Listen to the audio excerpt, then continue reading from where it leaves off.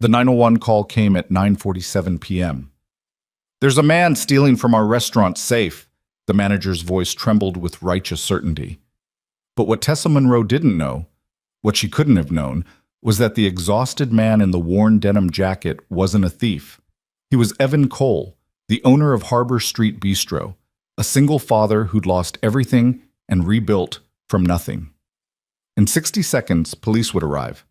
In 5 minutes, handcuffs would click around his wrists while his 7-year-old son watched through fogged glass. And in one devastating moment, the truth would shatter everything Tessa thought she knew about power, judgment, and what it really means to lead. Stay with me until the end of this story, and comment what city you're watching from so I can see how far this journey travels. The kitchen of Harbor Street Bistro had always possessed a particular kind of music. The rhythmic clatter of pans against stainless steel, the hiss of oil meeting heat, the steady percussion of knife blades against worn cutting boards. But tonight, that familiar symphony had been replaced by something far more sinister, the crackling static of a police radio and the heavy silence of accusation.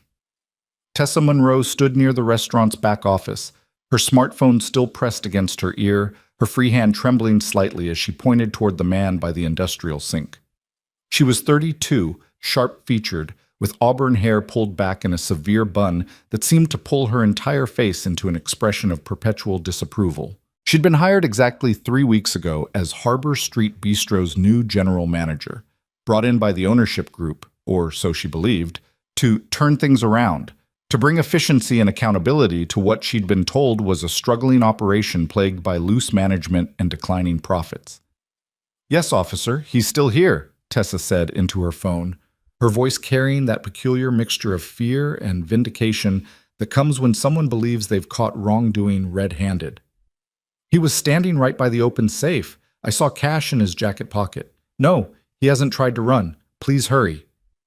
The man she was reporting, Evan Cole, stood perfectly still beside the 3-compartment sink, his hands dripping soapy water onto the rubber mat beneath his feet. He was 38 but looked older, with the kind of exhaustion that had settled into the lines around his eyes and the set of his shoulders. His dark hair was flecked with premature gray, and his worn denim jacket hung open over a faded t-shirt that had once been black but had faded to charcoal through countless washings.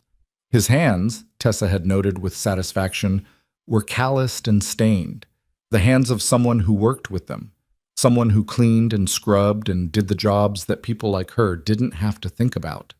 What Tessa didn't see, what she had trained herself not to see in her relentless pursuit of efficiency and order, was the way every other person in that kitchen had gone absolutely still.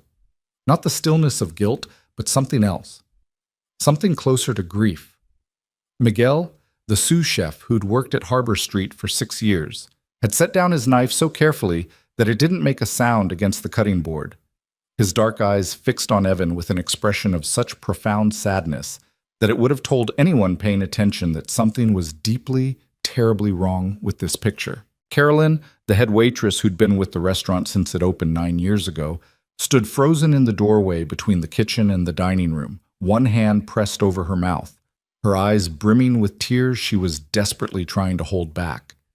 Even young Marcus, the prep cook who'd only been there 8 months, understood enough to know that what was happening was a catastrophe. He'd moved to stand beside Miguel, his arms crossed over his chest, his jaw clenched tight. But Tessa saw none of this, or perhaps more accurately, she saw it and interpreted it through the lens of her own certainty. To her, their silence was complicity. Their grief was guilt. She'd read about this in her management textbooks, how employees would band together to protect one of their own, even when that person was clearly in the wrong.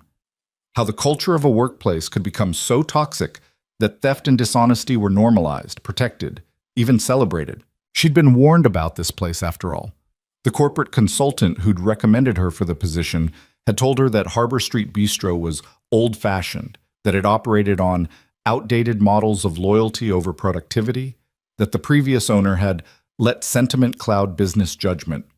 Her job, she'd been told, was to modernize, to create systems, to replace feelings with facts. And here, finally, was her proof. Here was the validation of everything she'd suspected in her first 3 weeks. The way the staff seemed to move around her rather than with her. The subtle resistance to her new scheduling systems. The quiet conversations that stopped when she entered a room. She'd known something was wrong, and now she'd caught it. The safe in the back office had been left open. She'd discovered it 15 minutes ago while doing her nightly walkthrough, and her heart had seized with a mixture of alarm and, yes, excitement. Finally, evidence. Finally, something concrete. And there, just outside the office, had been Evan, the dishwasher, the quiet man who came in for the evening shift, who kept his head down and his mouth shut, who seemed to appear out of nowhere about 4 months ago asking for work. She'd noticed something in his jacket pocket as he turned. The corner of bills, cash, protruding just enough to be visible.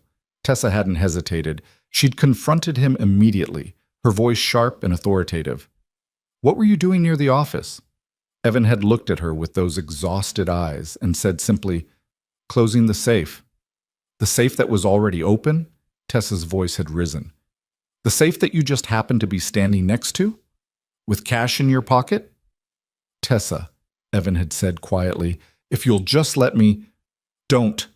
She'd held up one hand, her voice like ice. "Don't insult my intelligence by trying to explain this away. I know exactly what I saw." And that's when she'd walked to the kitchen, pulled out her phone, and called 911. Now, as the police sirens grew closer outside, Tessa felt a surge of something that felt almost like triumph. This was what good management looked like. This was accountability. This was what happened when you didn't let sentiment cloud your judgment, when you followed the evidence, when you did the hard thing instead of the easy thing. The sirens stopped outside. Red and blue lights began to paint the walls of the kitchen in alternating colors, turning everything into a surreal tableau. "They're here," Tessa announced unnecessarily, her voice cutting through the terrible silence. That's when the back door burst open, and everything began to fall apart in ways Tessa couldn't possibly have anticipated. The child came in first. He was small, maybe 7 or 8 years old, with dark hair that stuck up in the back and eyes that were too large and too frightened for his thin face. He wore a puffy winter coat that was slightly too big for him and sneakers that lit up with each frantic step. He'd been waiting in Evan's car in the parking lot, watching through the fogged windows, and when he'd seen the police arrive, he'd panicked. "Dad!" The boy's voice cracked with terror as he ran into the kitchen. "Dad, what's happening?" Evan moved then, for the first time since Tessa had made her accusation. He turned toward his son, and something in his expression shifted, a kind of protective gentleness that transformed his entire face. "Liam." Evan's voice was soft, controlled, even as his son crashed into him, small arms wrapping around his waist. "Liam, buddy, what did I tell you about staying in the car?" "But the police came." Liam's voice was muffled against his father's stomach, thick with tears. "They came for you. They came and I thought... Evan's soapy hands came to rest on his son's back, leaving wet patches on the puffy coat. "Nothing's going to happen. It's just a misunderstanding." 2 police officers entered behind Liam, their presence filling the kitchen with an authority that made even the physical space seem smaller. The first was a woman in her 40s with sergeant stripes on her sleeve and eyes that had seen too much to be easily impressed. The second was younger, maybe 30, with the kind of rigid posture that suggested he was still trying to prove something. "Harbor Street Bistro?" the female sergeant asked, her eyes scanning the room, taking in the frozen staff, the frightened child, the soaking wet man, and Tessa, who stood straighter, trying to project competence. "Yes. I'm Tessa Monroe, the general manager." Tessa stepped forward, her voice clipped and professional. "I'm the one who called. This man," she gestured toward Evan, "was caught stealing from the restaurant safe. He has cash in his jacket pocket that doesn't belong to him." The sergeant's eyes moved to Evan, who was still holding his son, his expression carefully neutral. "Sir," the sergeant said, her voice measured, "I'm going to need you to let go of the child and keep your hands where I can see them." This was the moment that should have felt like victory for Tessa. This was vindication, justice, the proper consequence for theft. But something in the room had changed. The air had become so thick with tension that it felt hard to breathe. And Tessa, for the first time, felt the first whisper of doubt. Not in what she'd seen, but in something else. Something she couldn't quite name. "No!" Liam's voice rose to a shriek. He didn't do anything! My dad didn't do anything wrong! Liam? Evan's voice remained impossibly calm as he gently tried to unwrap his son's arms from around him. Liam, I need you to let go now. Can you go stand by Miguel? Miguel, can you… Of course. Miguel moved forward immediately, his voice thick with emotion. Come here, mijo. Come stand with me. But Liam wouldn't let go. His small fingers clutched at his father's wet shirt, his whole body trembling. The younger officer moved forward, his hand near his belt, and that's when Carolyn finally found her voice. Wait. She stepped into the kitchen fully, her hands raised in a gesture of peace, her voice shaking. Wait, please. This is all wrong. You don't understand. He's not… Ma'am, I need you to step back, the sergeant said firmly. But he's not a thief. Carolyn's voice broke. He's… Carolyn! Evan's voice cut through gently but firmly. Don't. The single word silenced her, and Tessa felt another flicker of something she didn't want to examine too closely. Why would the dishwasher be giving orders to the head waitress? Why would she listen? Sir, the sergeant said again, moving closer to Evan, I need you to separate from the child now. We just need to have a conversation, but I can't do that with you holding him. Evan looked down at his son, at Liam's tear-streaked face, and something passed between them, some silent communication that only fathers and sons understand. Then Evan did something that Tessa would remember for the rest of her life. He knelt down, lowering himself to Liam's eye level despite the police presence, despite the accusation, despite everything. Liam, he said softly, his hands coming to rest on his son's shoulders, remember what we talked about? About being brave? Liam nodded, hiccuping. I need you to be brave right now, okay? I need you to go with Miguel, and I need you to trust me that everything's going to be fine. But Dad, trust me. Evan's voice was so gentle, so full of love and certainty, that even Tessa felt something shift in her chest. Have I ever broken a promise to you? Liam shook his head, tears streaming down his cheeks. Then trust me now. Go with Miguel. It took another moment, but finally Liam let go.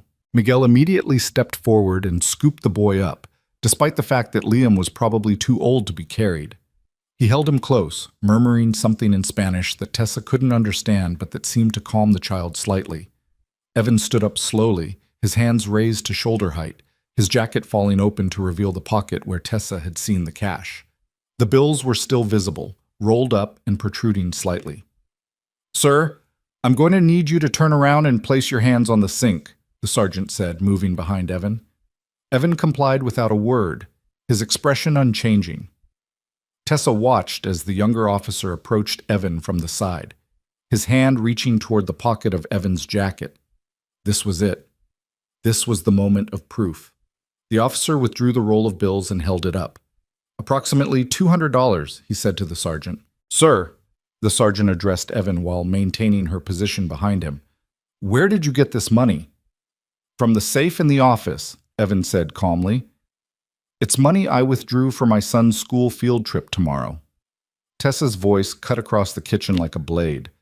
The safe he had no authorization to access. The safe that was left open because he'd just stolen from it. Is that true, sir? The sergeant asked Evan. Did you open the safe? Yes, Evan said simply. There it was. Confession. Tessa felt her spine straighten, her certainty returning. And do you have authorization to access the restaurant's safe? The sergeant continued. Evan was quiet for a moment, and in that pause, something strange happened.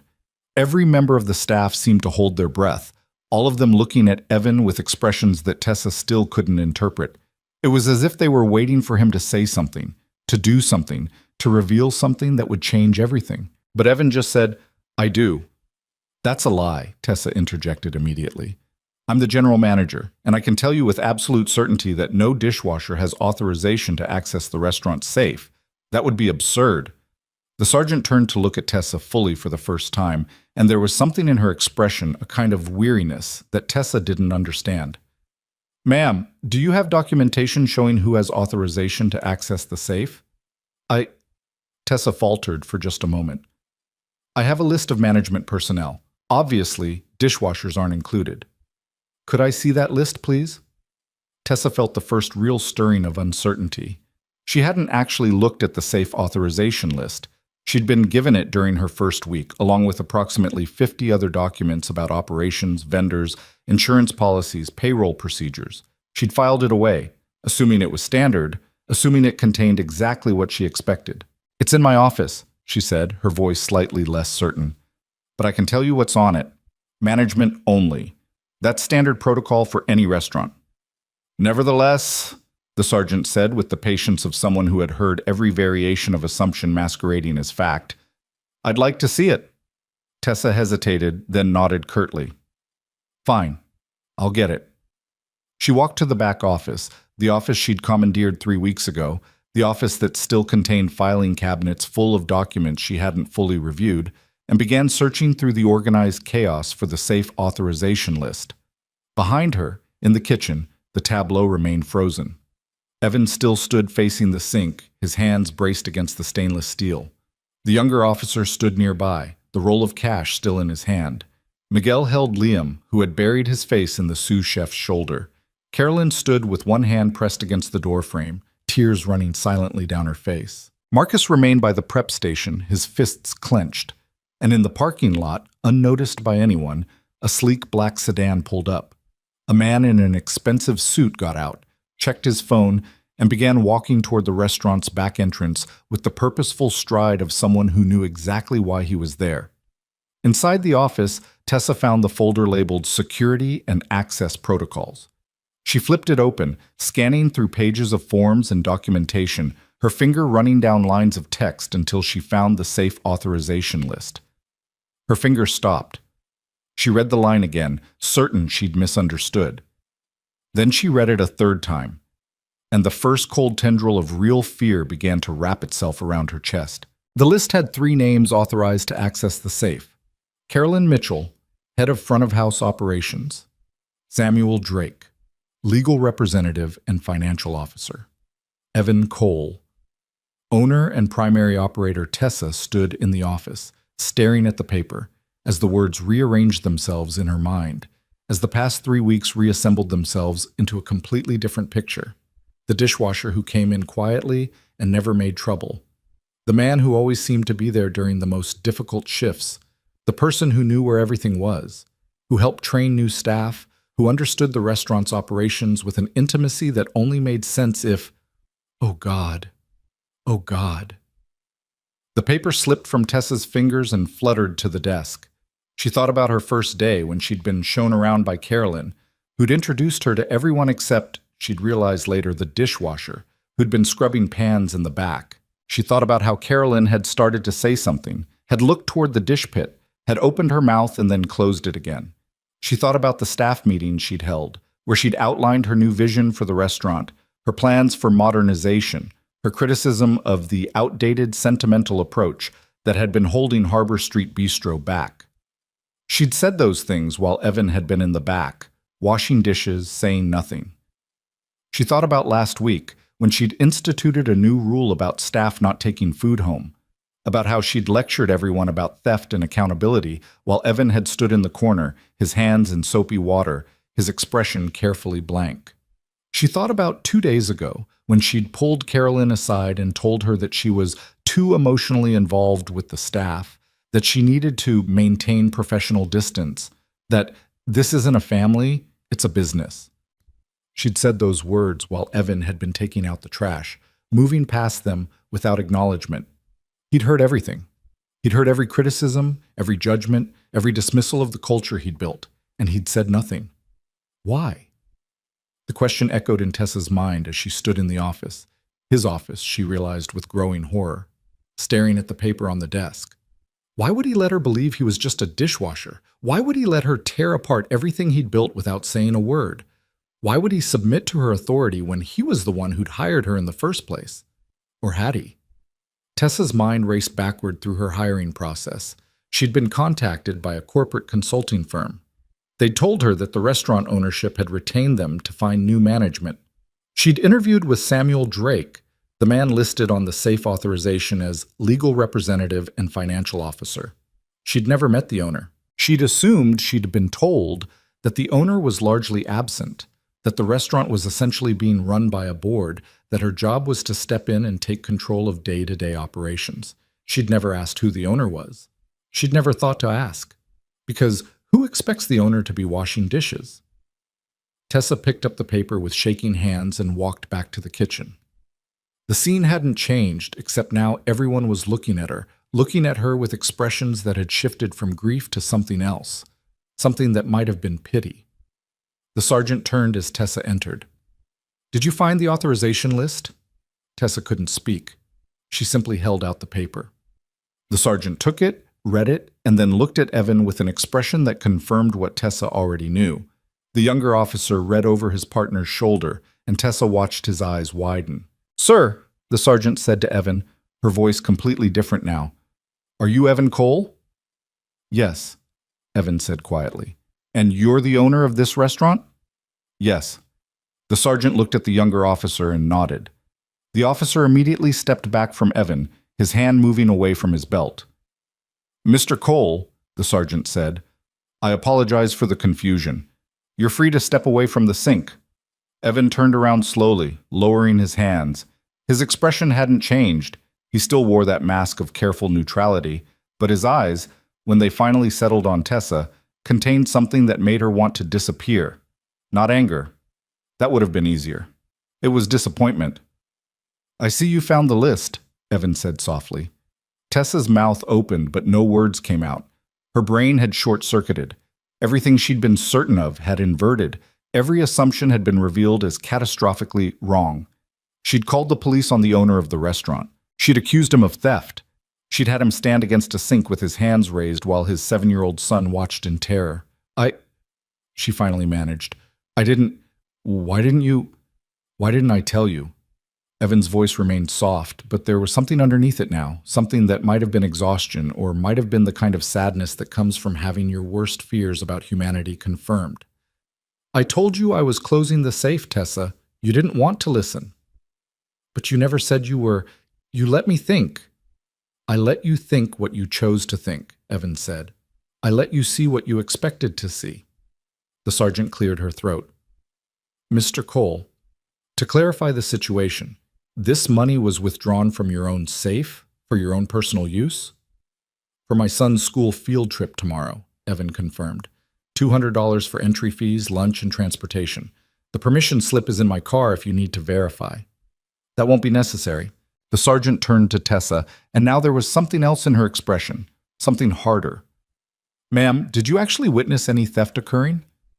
I saw him near the safe and the cash." "Did you see him take anything from the safe?" "No, but did he attempt to leave the premises with the money?" "No, he was still here, but did he resist when you confronted him?" "No, but that doesn't—" "Ma'am," the sergeant said, and her voice had gone very cold. "You called 911 to report a theft that didn't occur by a man who had every right to access his own safe and withdraw his own money in his own restaurant. Do you understand that filing a false police report is a crime?" Tessa felt the floor drop out from under her. I thought—" "You thought wrong," the sergeant said flatly. She turned back to Evan. "Mr. Cole, do you want to press charges against Miss Monroe for filing a false report?" The kitchen held its breath. Liam had lifted his head from Miguel's shoulder and was looking at his father with red-rimmed eyes.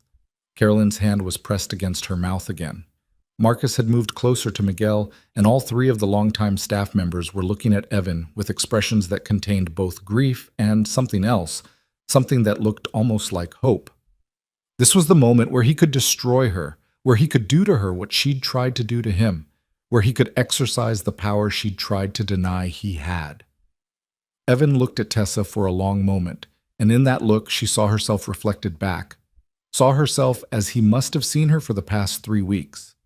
Arrogant, dismissive, so certain of her own correctness that she'd never questioned her assumptions, so focused on efficiency and systems that she'd forgotten to see people. "No," Evan said finally. "No charges." The sergeant raised an eyebrow. "You're sure?" "I'm sure." "Very well." The sergeant nodded to her partner, and both officers began moving toward the door. As they passed Tessa, the sergeant paused. "Ma'am, a word of advice. Next time, ask questions before you make accusations. It'll save everyone a lot of trouble." Then they were gone, and Tessa was left standing in the kitchen with the people whose lives she'd been trying to reorganize, whose culture she'd been trying to dismantle, whose loyalty she'd mistaken for complicity.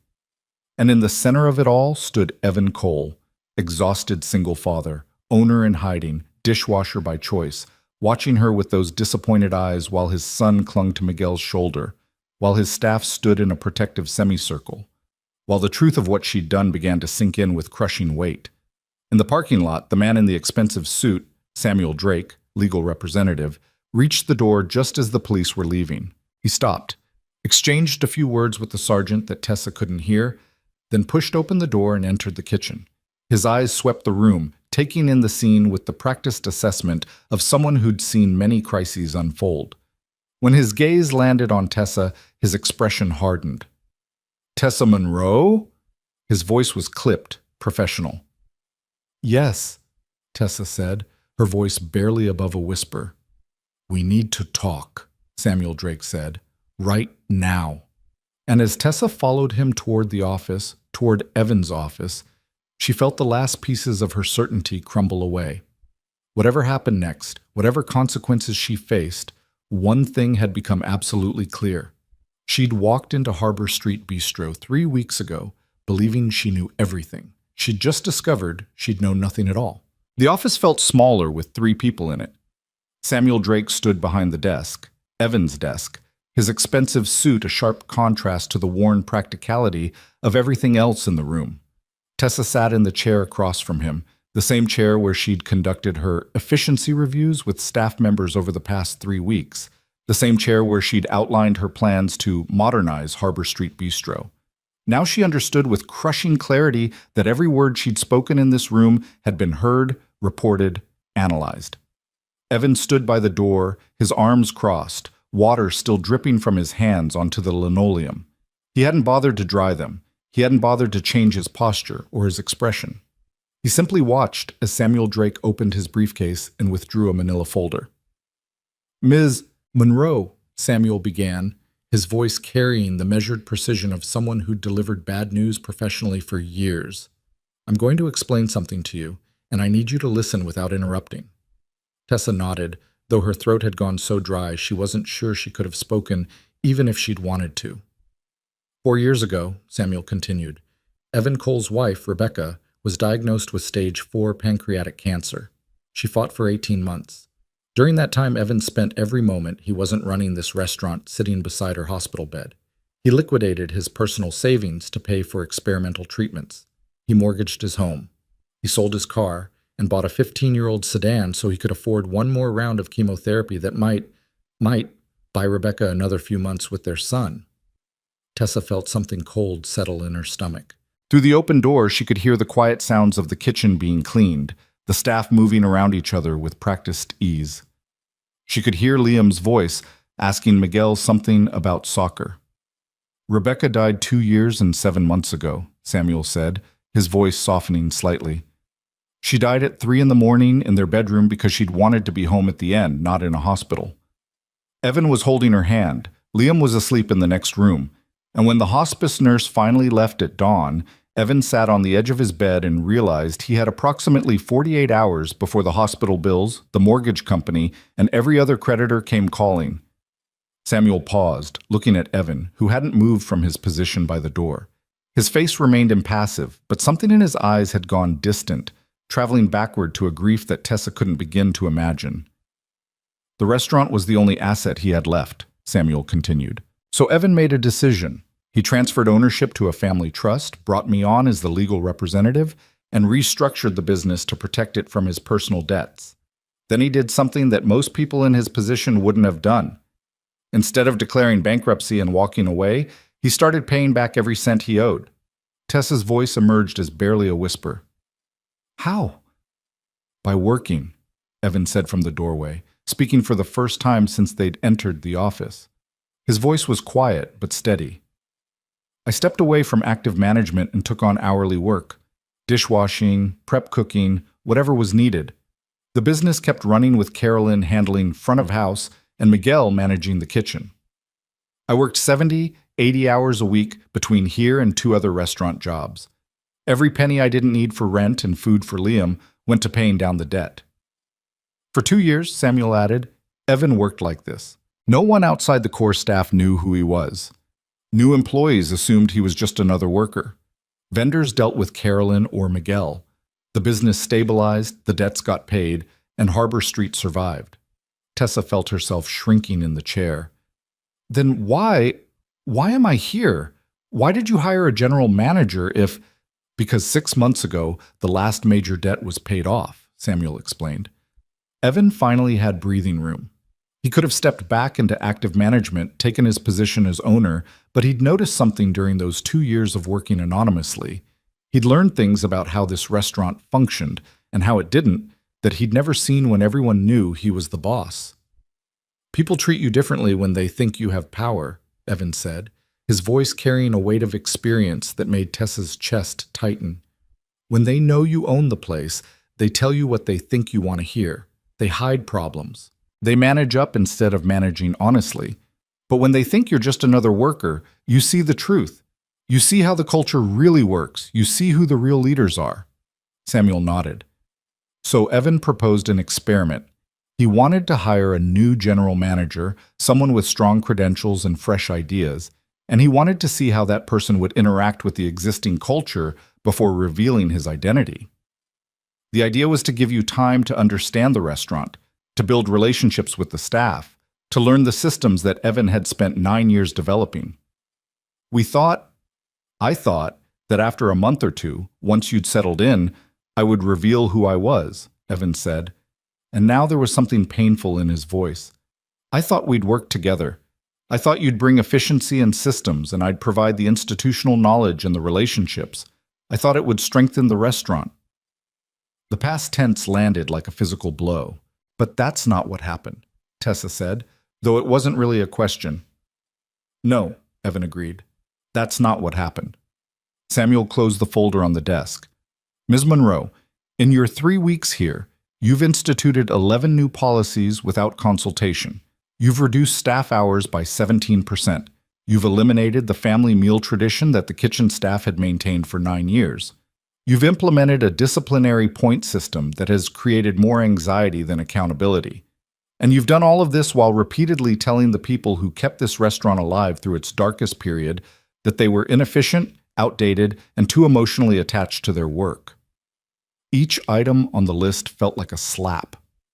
Tessa remembered the pride she'd felt in each of those changes, the sense of accomplishment at taking control of what she'd perceived as a rudderless operation. She remembered the entries in her daily reports to Samuel, reports she now understood were going directly to the man she'd been criticizing. The staff came to me after the first week, Evan said quietly. Miguel, Carolyn, even young Marcus. They told me what was happening. They asked me to step in, to reveal who I was, to stop it. Why didn't you? The question burst from Tessa before she could stop it. Evan was quiet for a long moment, and when he spoke, his voice carried a sadness that made Tessa want to disappear. Because I wanted to be wrong.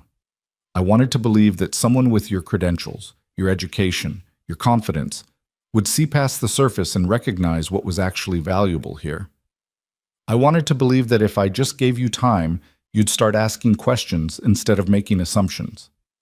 But I didn't, Tessa whispered. No. Tonight, when you called the police on me in front of my son, that was the final confirmation that this experiment failed. Not because you made a mistake. Everyone makes mistakes. But because in 3 weeks, you never once asked why things were the way they were. You never wondered if maybe, just maybe, there was a reason behind the culture you were so eager to dismantle. The weight of it was crushing. Tessa looked at her hands, at the expensive manicure she'd gotten last week, at the diamond watch her parents had given her when she'd graduated with her MBA. Everything that had felt like validation of her worth now felt like evidence of how much she'd misunderstood. I'm fired, she said, and it wasn't a question. Samuel and Evan exchanged a look, and something passed between them that Tessa couldn't interpret. That's the question we need to discuss, Samuel said. Legally, yes, We have grounds for immediate termination. You falsely accused the owner of theft. You created a hostile work environment. You've damaged staff morale. Any one of those would be sufficient cause. What? Tessa waited for the axe to fall. But, Evan said, and the single word hung in the air like a lifeline, I've been thinking about something my wife said to me about 6 months before she died. He moved from the doorway, finally, coming to lean against the filing cabinet. His arms remained crossed, but his posture had softened slightly. Rebecca was a teacher, Evan continued, elementary school, and one day she came home frustrated because she'd had to discipline a student who'd been bullying another kid. I asked her what consequence she'd given, and she said she hadn't given a consequence at all. She'd given him a responsibility. Tessa looked up, confused. The kid had been bullying because he felt powerless in his own life, Evan explained. So instead of punishing him, Rebecca made him responsible for welcoming new students to the class, made him the person who showed them around, helped them feel safe, protected them from feeling lost and alone. She turned his capacity for cruelty into a capacity for care by giving him a reason to understand what it felt like to be vulnerable. 6 months later, that kid was one of the kindest in her class, Evan said softly. Not because she'd punished him, but because she'd taught him empathy by making him responsible for it. Tessa felt tears burning behind her eyes. I don't understand what you're saying. I'm saying, Evan replied, meeting her gaze directly, that I think you made the choices you made because you've never been taught to see things differently. You've been trained to value efficiency over humanity, to see systems over people, to measure success in metrics instead of moments. And tonight, you got a glimpse of what that approach actually costs. He straightened, his decision clearly made. So here's what's going to happen, Tessa. You're not fired, but you're demoted. As of right now, you're no longer general manager. You're a staff member. For the next 60 days, you're going to work every position in this restaurant. You're going to wash dishes with me. You're going to prep vegetables with Marcus. You're going to work the line with Miguel. You're going to serve tables with Carolyn. And you're going to learn what it actually takes to keep this place running. Tessa's mouth fell open. You can't be serious. I'm completely serious, Evan said. You'll be paid hourly, the same rate as everyone else in whatever position you're working. You'll follow the same rules, keep the same hours, do the same work. And at the end of 60 days, if you've actually learned something, we'll talk about whether there's a management position for you here. And if I refuse, Tessa asked, though she wasn't sure why she was asking. What choice did she have? Then you're terminated immediately, with cause, and you'll spend the next year trying to explain to potential employers why your last position ended with you calling the police on your own boss, Samuel said bluntly. Your choice. The two options weren't really options at all. One was humiliation, the other was career suicide. Tessa thought about her apartment, about her student loans, about the calls she'd have to make to her parents if she lost this job. She thought about starting over, about the gap in her resume, about the reference she definitely wouldn't get. When do I start? She asked, her voice hollow. Tomorrow morning, Evan said. 6 a.m. You'll be working the opening shift with me. We start with taking deliveries and breaking down boxes. Wear clothes you don't mind getting dirty. He moved toward the door, then paused and looked back at her. Tessa, I'm not doing this to punish you. I'm doing it because I think you have the capacity to be better than you were tonight. But you can't lead people you don't understand, and you don't understand the people who work here. So you're going to become one of them, really become one of them. And maybe then you'll understand what you almost destroyed. Then he was gone, leaving Tessa alone with Samuel Drake, who was gathering his papers with methodical precision. For what it's worth, Samuel said as he closed his briefcase, I voted for firing you. Evan overruled me. He has a frustrating tendency to believe in people's capacity for change. He paused at the door. Don't make me right and him wrong, Ms. Monroe. Then Tessa was alone in the office, Evan's office, with nothing but the sound of her own breathing and the distant clatter of the kitchen being cleaned for the night. She sat there for a long time, her mind replaying the evening in excruciating detail. The certainty she'd felt when she'd called 911, the satisfaction of catching wrongdoing, the vindication of being right. Except she hadn't been right. She'd been catastrophically wrong. And worse than being wrong was the realization of why she'd been wrong. She hadn't asked questions. She hadn't sought context. She'd seen exactly what she'd expected to see because she'd already decided what story she was walking into.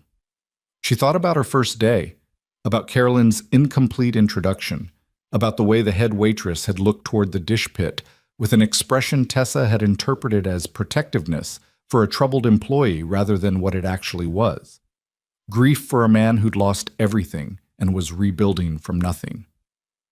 She thought about the staff meeting where she'd lectured everyone about outdated business models, while Evan had stood in the back listening to her critique the culture he'd built, the family he'd created, the only thing that had survived the worst years of his life. She thought about this food policy she'd instituted: no taking food home, no family meals, strict inventory control, and she understood now what that must have meant to people who'd kept this restaurant alive while Evan worked 3 jobs to pay medical bills for a wife who'd died anyway. Tessa put her head in her hands and finally let herself cry. Not tears of self-pity, though there was some of that. Mostly, she cried because for 3 weeks she'd been hurting people and calling it leadership. She'd been destroying something precious and calling it improvement. She'd been blind to humanity and calling it professionalism. Eventually, the tears stopped. Tessa wiped her face with the back of her hand and stood up. Through the office window, she could see into the kitchen. Most of the staff had left, but Miguel was still there, patiently teaching Liam how to properly clean a cutting board. The boy was standing on a step stool, his small hands mimicking Miguel's movements, and the sous chef was praising him with the kind of gentle encouragement that spoke of long practice. Carolyn appeared in the doorway with 2 cups of coffee. She handed one to Miguel, ruffled Liam's hair, and said something that made the boy laugh. The 3 of them stood together in the quiet kitchen, comfortable with each other in a way that only comes from years of shared experience and genuine care. This was what Tessa had walked into 3 weeks ago. Not a struggling restaurant with poor management, but a family that had survived tragedy together. Not inefficiency, but loyalty. Not sentiment clouding judgment, but love making judgment possible. And she'd looked at all of it and seen only problems to fix. Tessa left the office and walked through the kitchen. Miguel looked up as she passed, his expression neutral but not hostile. Liam peered at her with curiosity, probably wondering who the lady was who'd gotten his dad in trouble. Carolyn met her eyes, and in that look, Tessa saw something she hadn't earned but was being offered anyway, the possibility of redemption. 6 a.m. tomorrow, Carolyn said quietly. Don't be late. Evan has no patience for people who waste his time.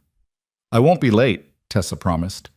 She walked out the back door into the parking lot, where her Audi sat next to Evan's ancient sedan. Through the sedan's windows, she could see a booster seat in the back, a backpack covered in superhero patches, a rumpled blanket. The car of a single father doing his best. Tessa got into her Audi and sat behind the wheel without starting the engine. Her phone buzzed with text messages from friends asking about dinner plans, about weekend trips, about trivial things that belonged to a version of herself that now felt impossibly distant. She'd come to Harbor Street Bistro 3 weeks ago believing she was going to save a struggling restaurant. Instead, she'd nearly destroyed the one thing that had saved a grieving widower and his son. Tomorrow, she would start learning what she should have learned on day 1. Tomorrow, she would begin understanding what leadership actually meant. Tomorrow, she would wash dishes beside the man she'd accused of theft, and maybe, just maybe, she would start to see past her own assumptions to the truth underneath. But tonight, sitting in her expensive car in the parking lot of a restaurant she'd thought she understood, Tessa Monroe finally admitted to herself the one thing her education and experience had never taught her. She didn't know everything. In fact, she was beginning to suspect she didn't know much of anything at all. Inside the restaurant, Evan lifted Liam into his arms. The boy was tired, his head already drooping against his father's shoulder. "Dad!" Liam's voice was soft, muffled. "Is that lady going to be okay?" Evan thought about the question as he grabbed his jacket. The jacket where Tessa had seen money and assumed theft, where the truth was permission slips and field trip fees and the small pieces of normalcy he was trying to give his son, despite everything they'd lost. "I don't know, buddy," Evan said honestly, "but I'm going to give her the chance to try." "Like Mama would have?" Liam asked. Evan felt his throat tighten. Even 2 years later, the grief could ambush him at unexpected moments. His son's casual invocation of Rebecca's name, the easy assumption that she would have done exactly what Evan was doing, The simple faith that his father's choices reflected his mother's values. Yeah, Evan managed, like Mama would have. They walked out together into the parking lot. Evan buckled Liam into the booster seat, tucked the blanket around him, and kissed his forehead. By the time he got into the driver's seat, Liam was already asleep, his small chest rising and falling with the perfect peace of childhood. Evan started the car and pulled out of the parking lot, passing Tessa's Audi on the way. He could see her silhouette behind the wheel, motionless, and he wondered what she was thinking, whether she understood yet what she'd stumbled into, whether she had any idea what the next 60 days would actually require of her. He thought about calling Samuel, about discussing contingency plans in case Tessa quit or failed or proved incapable of change, but he was tired, so tired, and Liam needed to be home and in bed, and tomorrow would come early with deliveries and prep work, and the 1,000 small tasks that kept a restaurant alive. So instead, Evan drove home through quiet streets, carried his sleeping son inside, tucked him into bed still wearing his light-up sneakers because sometimes being a good parent meant picking your battles. He stood in the doorway of Liam's room for a long moment, watching his son sleep, thinking about all the ways the world could be cruel and unfair, about all the ways people could hurt each other through ignorance or malice or simple failure to see. And he thought about Rebecca, about her student who'd learned kindness through responsibility, about her absolute faith that people could change if you gave them the right reasons and the right tools. "I hope you're right," Evan whispered into the darkness. "I hope she can learn." Then he closed the door gently and went to his own room where he set his alarm for 5 a.m. and tried not to think about whether he'd just made a terrible mistake or taken the first step towards something better. In her apartment across town, Tessa lay awake in her expensive bed, staring at the ceiling, trying to imagine herself washing dishes at 6 in the morning, trying to picture herself taking orders from people she'd been giving orders to just hours before, trying to understand how her certainty had led her so catastrophically astray. Sleep wouldn't come. Every time she closed her eyes, she saw Liam's terrified face, saw Evan's disappointed eyes, saw the grief in Carolyn's expression as the police had arrived. She'd done that. Not the restaurant's problems, not the staff's resistance, not the outdated systems. Her. Tessa Monroe, MBA, certified manager, professional leader. She had looked at a man grieving his wife and rebuilding his life and seen only a thief. She had looked at loyalty and seen complicity. She had looked at love and seen inefficiency. Around 3 in the morning, Tessa finally gave up on sleep. She got up, made coffee, and sat at her kitchen table with her laptop. She opened a document and started writing, not a report, not an analysis, but something closer to a confession. She wrote about her assumptions, her judgments, her certainty.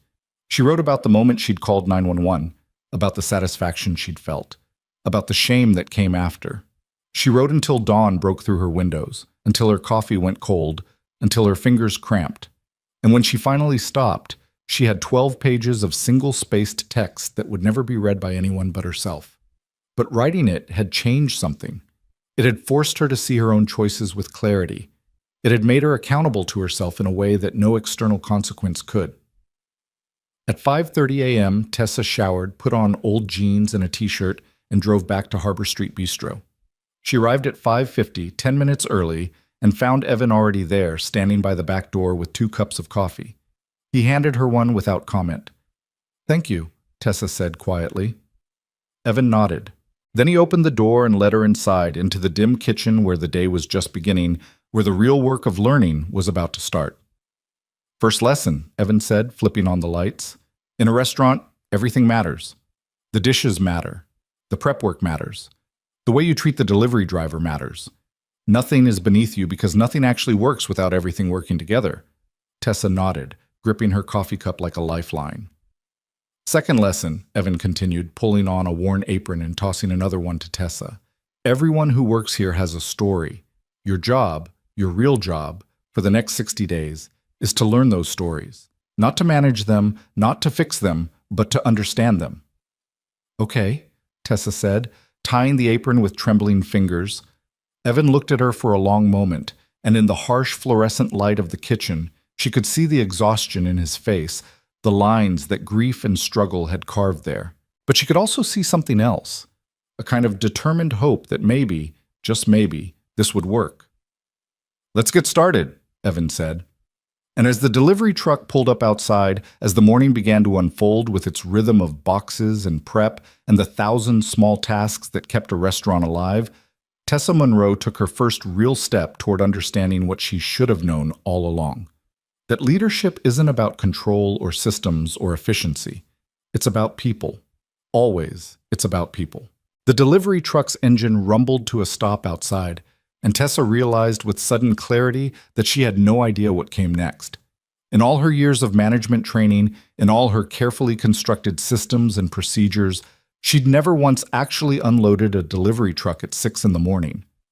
Evan was already moving toward the back door, and Tessa followed, her new apron feeling strange and uncomfortable around her waist.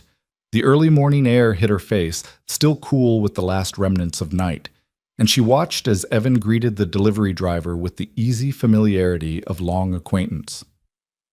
"Morning, Frank," Evan said, accepting a clipboard and scanning the invoice quickly. "Morning, Evan. Got your produce order, and they threw in some extra basil, said it wouldn't make it through the weekend." Frank was probably in his 50s, with the weathered look of someone who'd spent decades starting work before dawn. "Appreciate it." "Tessa, grab those crates by the door," Evan said without looking at her, already hefting a box of tomatoes. Tessa moved forward and gripped the handles of a plastic crate, immediately understanding why Evan had told her to wear clothes she didn't mind ruining. The crate was heavier than it looked, packed with heads of lettuce still wet from their morning washing, and water sloshed over the sides as she lifted it. By the time she'd carried it inside, her shirt was soaked and her arms were shaking. "Walk-in cooler, left side, bottom shelf," Evan called over his shoulder, already carrying in a second load. Tessa found the walk-in, a massive refrigerated room she'd seen before but never actually entered, and maneuvered the crate onto the indicated shelf. The cold air bit through her wet shirt, making her shiver. When she emerged, Evan was already bringing in another load, moving with the efficient rhythm of someone who'd done this thousands of times. For the next 40 minutes, they unloaded Frank's truck in silence. Boxes of produce, crates of dairy, containers of proteins. Everything had its place, its proper rotation, its specific storage requirements. Evan showed her once, expected her to remember, and corrected her when she put something in the wrong location. "First in, first out," he said when she tried to place fresh milk in front of older containers. "Always rotate stock. The dated items go in front so they get used first. Otherwise, we waste product and waste money." Tessa repositioned the milk, her fingers already numb from the cold. Her expensive manicure was ruined, one nail already chipped. Her back ached from bending and lifting, and it was only 6:30 in the morning. When Frank's truck finally pulled away, Evan led Tessa back inside to the dry storage area and handed her a box cutter. "Now we break down the boxes and organize the supplies. Coffee filters here, napkins there, to-go containers on that shelf." "Why do you do this yourself?" The question emerged before Tessa could stop it. "You're the owner, couldn't you?" "Could I what? Delegate it? Pay someone else to show up at 6 a.m. so I don't have to?" Evan's voice wasn't harsh, but it was firm. "Tessa, the first lesson you need to learn is that there's no such thing as work that's beneath you. The moment you start thinking some tasks are below your dignity is the moment you stop understanding what actually keeps this place running." He sliced open a box of paper towels with practiced efficiency. "Besides, I like the quiet of the morning. I like knowing exactly what comes in, what condition it's in, what we have to work with. It's one less thing that can go wrong." They worked in silence for a while, the only sounds the slice of box cutters through cardboard and the rustle of supplies being stocked. Tessa's hands developed blisters where the cardboard edges rubbed against unfamiliar skin. She'd never realized how much physical labor went into running a restaurant before the customers even arrived. Around 7:15, the back door opened again and Miguel arrived, his eyes registering surprise when he saw Tessa in an apron surrounded by flattened cardboard boxes.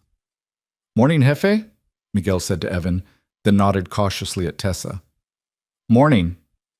"Morning, Miguel. Tessa's working the opening shift today. She'll be rotating through all the positions for the next couple months." Miguel's expression remained carefully neutral, but Tessa could see the questions in his eyes. The last time he'd seen her, she'd been calling the police on his boss. Now she was breaking down delivery boxes like any other staff member. The cognitive dissonance must have been staggering. Okay, Miguel said simply. He moved to the kitchen and began his own morning routine, checking the line, reviewing prep lists, starting the process of transforming ingredients into the day's menu. Marcus arrived at 7:30, his eyes widening when he saw Tessa. "Oh, hey." "Hey," Tessa replied, feeling the weight of his uncertainty. She wanted to apologize, to explain, but Evan was already assigning tasks. "Marcus, you're on vegetable prep. Tessa, you're helping him. Miguel will show you both what needs to be done for lunch service." And just like that, Tessa found herself at a stainless steel prep table with a cutting board, a knife, and 20 pounds of onions that needed to be diced. Marcus worked beside her, his movements quick and efficient, his knife creating a rhythmic sound against the cutting board that Tessa couldn't begin to match. "Like this," Marcus said after watching her struggle for a few minutes. He demonstrated the proper way to hold the knife, the rocking motion that made cutting efficient, the technique for keeping her fingers tucked safely away from the blade. You want to let the knife do the work. Don't saw at it. Tessa tried to mimic his movements, but her cuts were uneven and slow. Within minutes, her eyes were streaming from the onion fumes, and she had to stop to wipe them with her sleeve, which only made it worse. "Don't touch your face," Marcus said, handing her a clean towel. "Makes it worse. Just power through. Your eyes adjust after a while." "How long have you worked here?" Tessa asked, trying to focus through the burning in her eyes. 8 months, Marcus replied, starting on his third onion while Tessa was still struggling through her first. "I was working at a chain restaurant across town. Hated it. One of my friends told me Harbor Street was hiring, said it was different here, said the owner actually gave a shit about the staff." The words landed with quiet accusation, though Marcus's tone remained neutral. "He applied the same day I did," Marcus continued. "We both got hired, but my friend quit after 2 weeks, said it was too much work, too many expectations. I stayed because I realized the expectations weren't about working harder. They were about working better, about caring about what you were doing." He glanced at Tessa, and she could see him weighing whether to say more. "Evan never told me he was the owner. I found out about 3 months in when I overheard Carolyn talking about the anniversary of Rebecca's death. I was angry at first, felt like he'd been lying to me. But then I understood why he did it." "Why?" Tessa asked, genuinely curious. "Because he wanted to know if I was the kind of person who would work hard and show respect regardless of who was watching. He wanted to know if I'd take pride in my work because it mattered to me, not because the boss was around." Marcus finished another onion and reached for the next. "That's what this place is about. Not systems or efficiency or metrics. It's about whether you actually care." The implicit criticism was clear. Tessa had spent 3 weeks implementing systems and metrics while failing to understand the one thing that actually mattered. She bent over her cutting board, her tears now coming from more than just the onions, and tried to work faster. By 8 o'clock, her hands were cramping and she'd only finished 4 onions. Marcus had finished 15 and moved on to dicing peppers. Miguel appeared periodically to check their progress, offering quiet corrections to Tessa's technique, but never making her feel incompetent. Just persistent, patient instruction. "You'll get faster," Miguel said, watching her struggle. "Everyone's slow at first. The trick is consistency. Same size pieces, same technique every time. Eventually your hands remember and you don't have to think about it anymore." Carolyn arrived at 8:30 to start setting up the front of the house, and the look she gave Tessa was complicated. Part sympathy, part wariness, part something that might have been respect for the fact that Tessa had actually shown up. "Coffee's fresh if you need it," Carolyn said, then disappeared into the dining room to begin her own opening procedures. Tessa wanted the coffee desperately, but she was only halfway through her onion assignment, and she could feel everyone's eyes on her, measuring whether she would finish what she'd started or give up. So she kept cutting, kept wiping her streaming eyes, kept pushing through the cramping in her hands until finally, mercifully, the last onion was diced. "Good," Evan said, appearing at her elbow. She hadn't realized he'd been watching. "Now you understand why we need sharp knives and why prep work starts early. If you'd had to do that during service, we'd have been backed up for hours." He handed her a new assignment, 40 carrots that needed to be peeled and julienned. Marcus had already finished his peppers and moved on to mincing garlic, the smell of it mixing with the onions to create the foundation of whatever dishes were being prepared for lunch. The morning stretched on in a blur of repetitive tasks: peel, cut, dice, mince. Tessa's hands developed new blisters on top of the old ones. Her back ached from standing. Her shoulders burned from the unfamiliar motions. And still the work continued because, in a restaurant, stopping meant falling behind, and falling behind meant chaos during service. Around 10:30, Miguel called everyone together for what he called the pre-service meeting. The lunch crew had arrived: 2 more line cooks, a dishwasher, and another server to help Carolyn. They gathered around the kitchen's central prep table while Miguel reviewed the day's specials, discussed any modifications to regular menu items, and outlined what they expected for volume. Tessa stood on the periphery, feeling like an outsider in a world she'd thought she understood. These people had a language all their own: all day, in the weeds, 86, terms she'd heard before but never truly understood the weight of. They communicated in shorthand built on years of working together, anticipating each other's needs, functioning as a unit rather than individuals. "Tessa, you're on dish with Ray during lunch service," Evan said, and Tessa felt her stomach drop. She'd seen the dish pit during her management tours: the massive industrial sinks, the commercial dishwasher that roared like a jet engine, the endless stream of dirty plates and pans. She'd always hurried past it, uncomfortable with the heat and noise and chaos. Now she was about to spend the next 4 hours immersed in it. Ray, the lunch dishwasher, was a man in his 50s with arms covered in faded tattoos and a gentle smile that didn't match his intimidating appearance. "Don't worry," he said, seeing Tessa's expression. "I'll show you the system. It's not complicated, just relentless." That turned out to be the understatement of the century.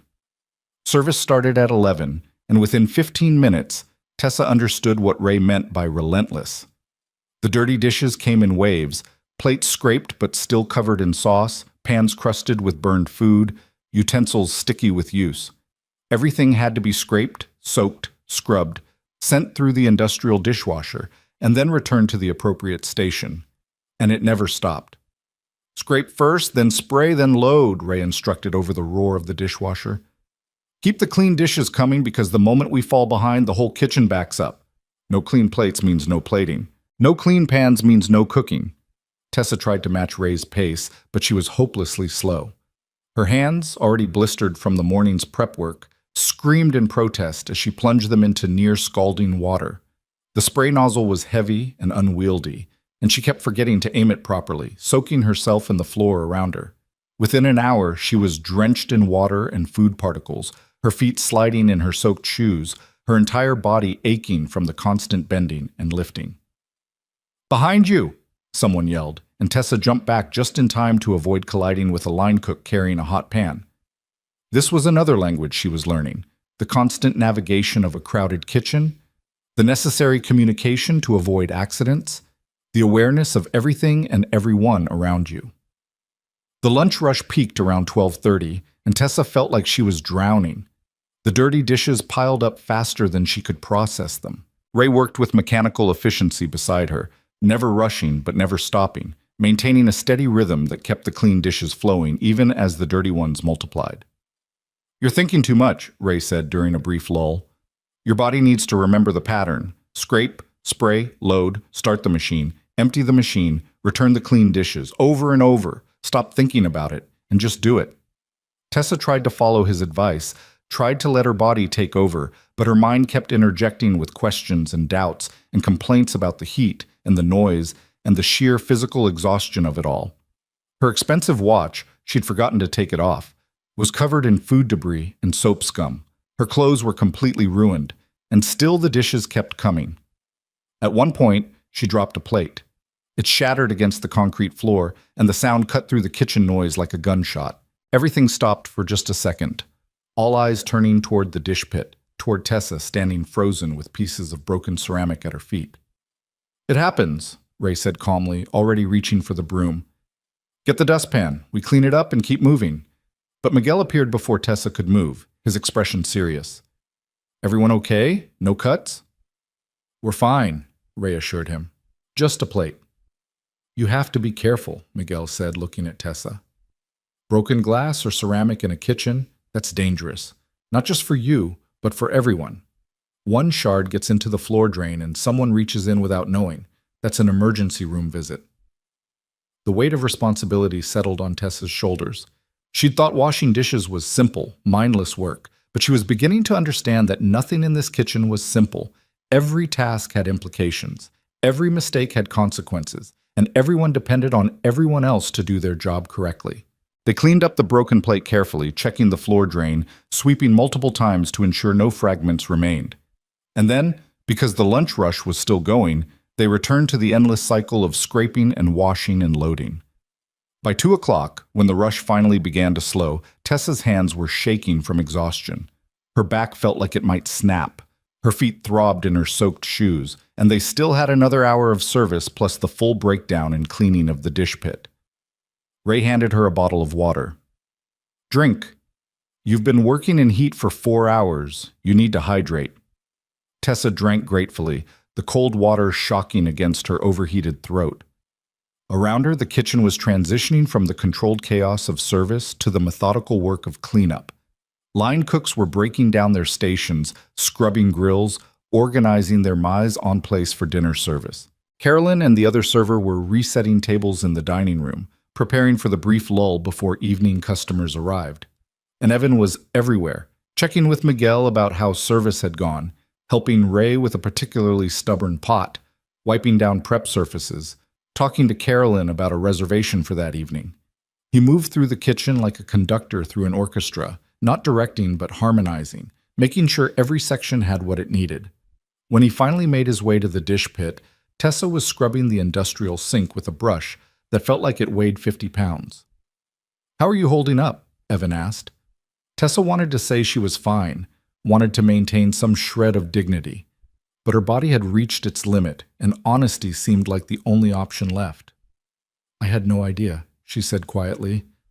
"I had no idea how hard this was." Evan nodded, leaning against the wall beside the dish pit. "Most people don't. They see the finished product, the meal on the table, the clean restaurant, the smooth service. They don't see the 5 a.m. deliveries, the hours of prep, the burns and cuts and exhaustion. They don't see Ray coming in day after day to wash dishes because if he doesn't, nothing else works." He looked at her with those exhausted eyes that had seen so much.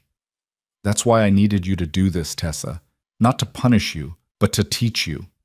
You can't lead people whose work you don't understand. You can't make decisions about efficiency without knowing what those decisions actually cost in human effort and dignity." Tessa nodded, too tired to speak. "Go home," Evan said.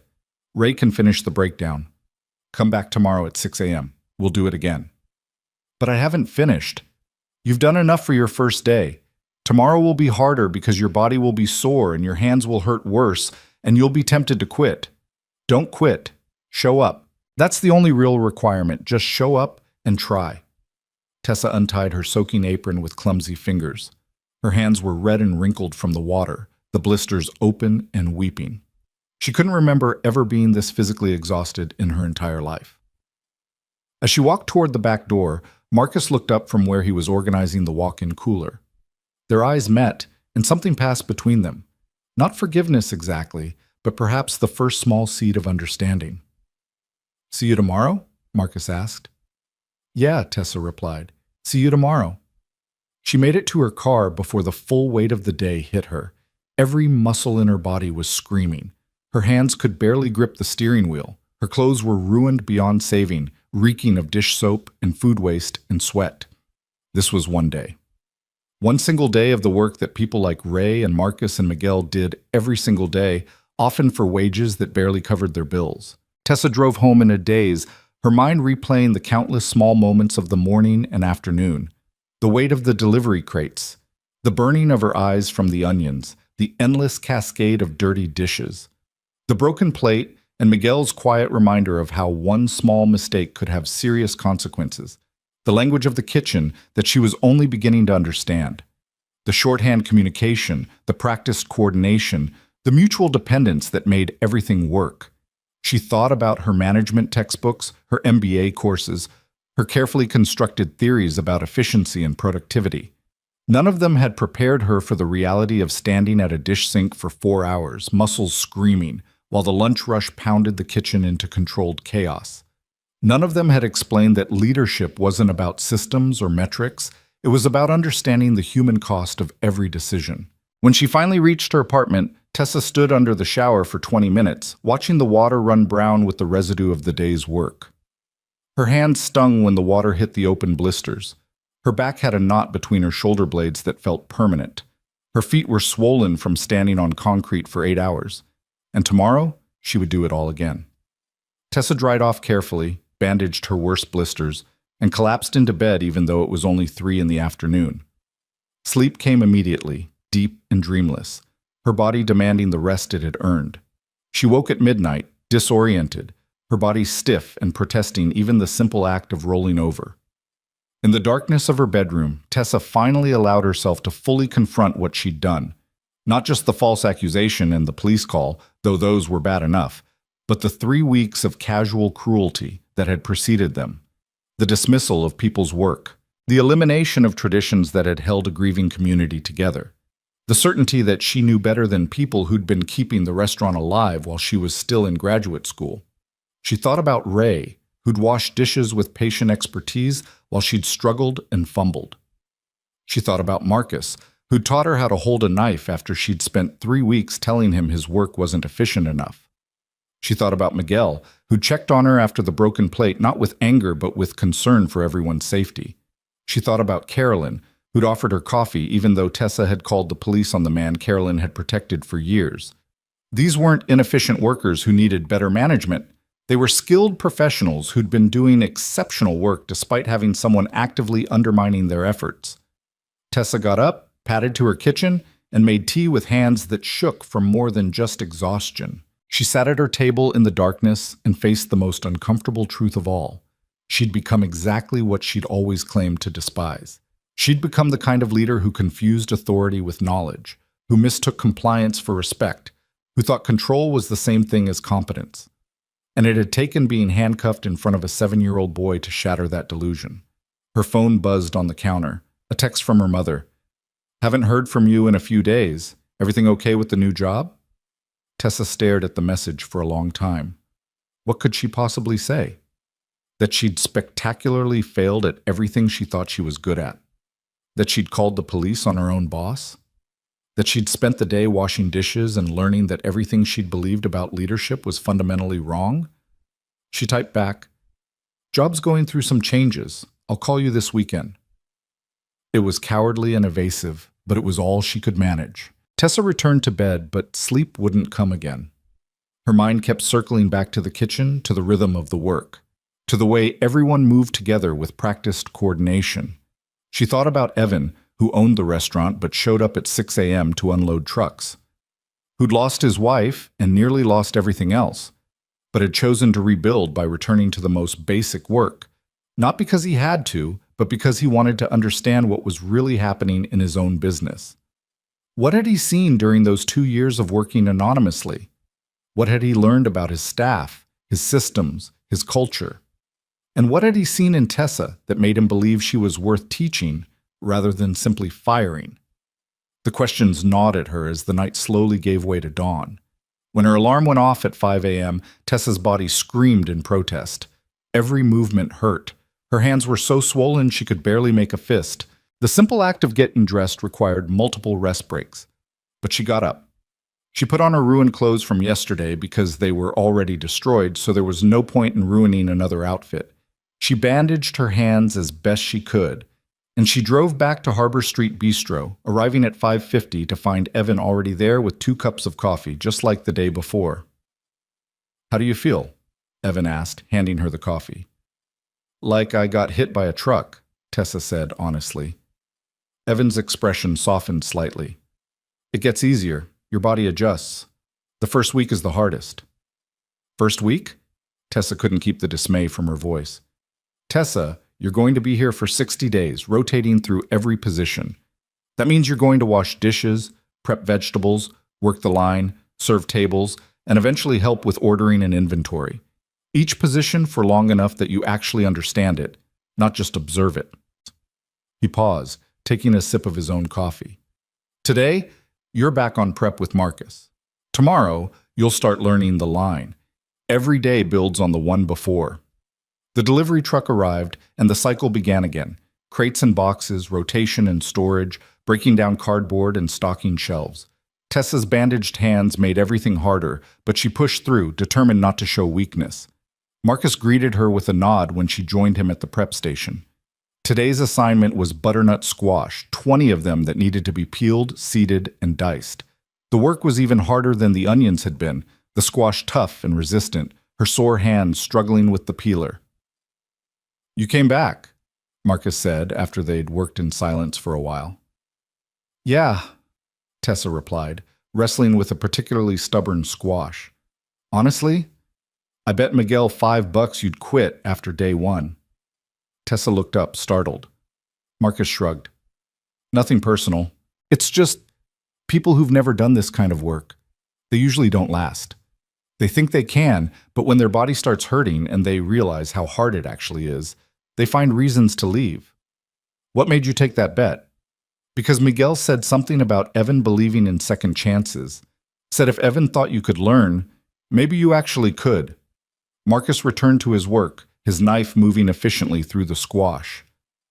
"I hope he's right. This place deserves better than what you were doing to it." The words stung, but Tessa couldn't argue with them. "I'm sorry," she said quietly. "For what I did. For all of it." Marcus didn't respond immediately, just kept working. Finally, he said, "Don't apologize to me. Apologize by showing up and doing the work. Apologize by learning what you should have learned 3 weeks ago. Words don't mean anything in a kitchen, only actions do." So Tessa worked.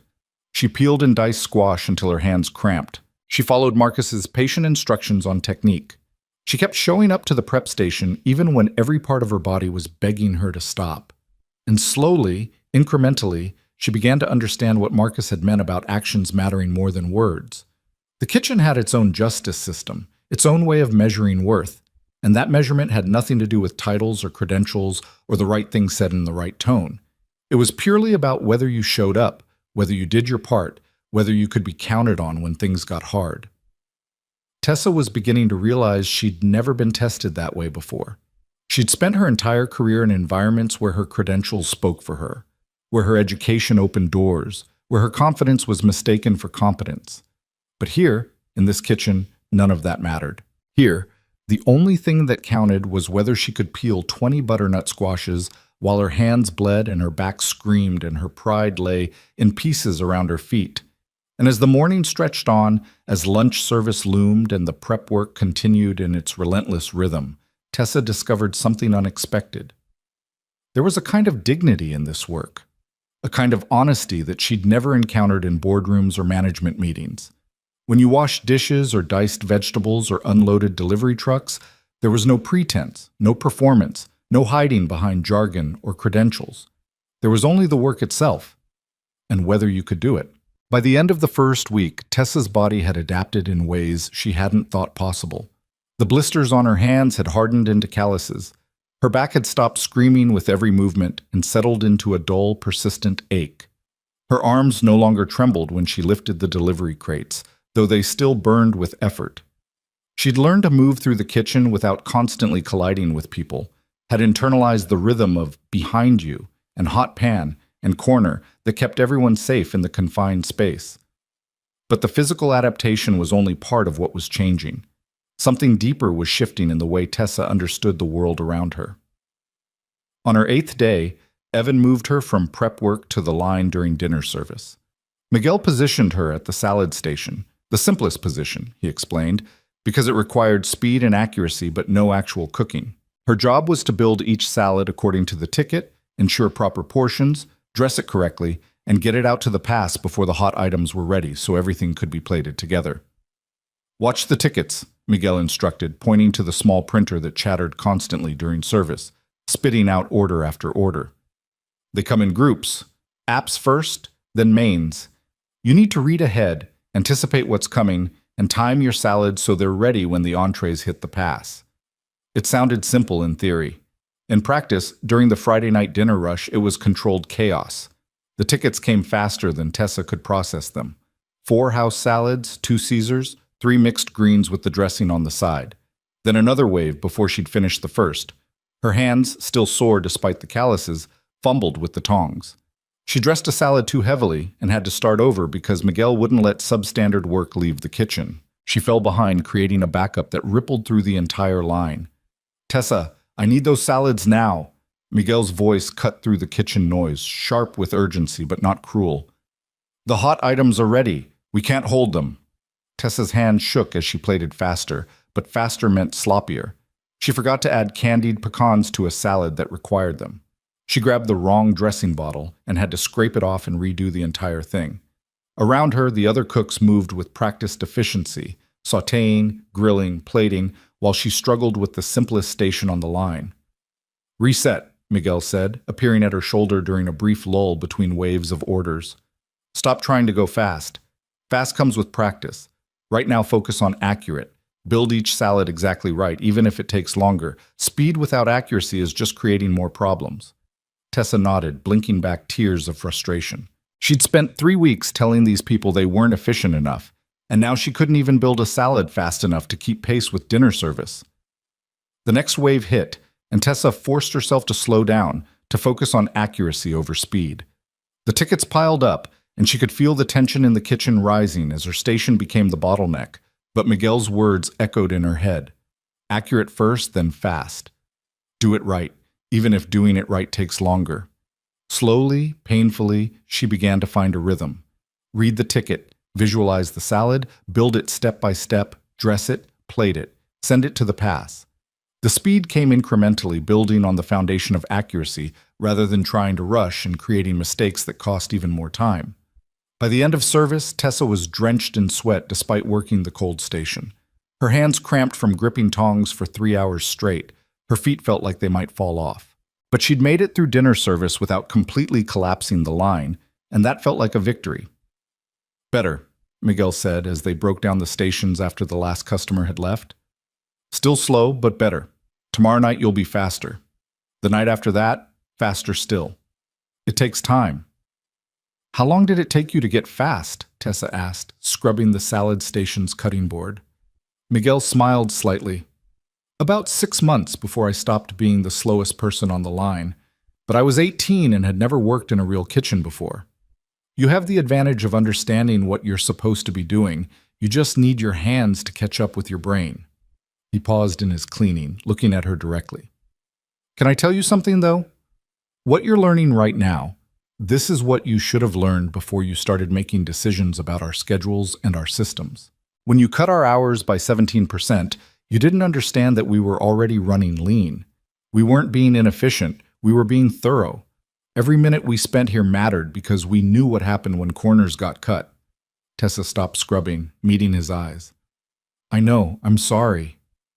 "I'm not telling you this to make you feel bad," Miguel said, returning to his own cleaning. "I'm telling you because I want you to understand why everyone was so angry. It wasn't about you personally. It was about watching someone who didn't understand the work telling us we weren't working hard enough. That hurts in a way that's hard to explain." The words settled on Tessa like a weight. She thought about the staffing spreadsheet she'd created in her second week, the careful calculations that had shown 17% overstaffing based on industry standards. She'd been so proud of that analysis, so certain she was solving a problem. But those industry standards didn't account for the kind of restaurant Harbor Street was.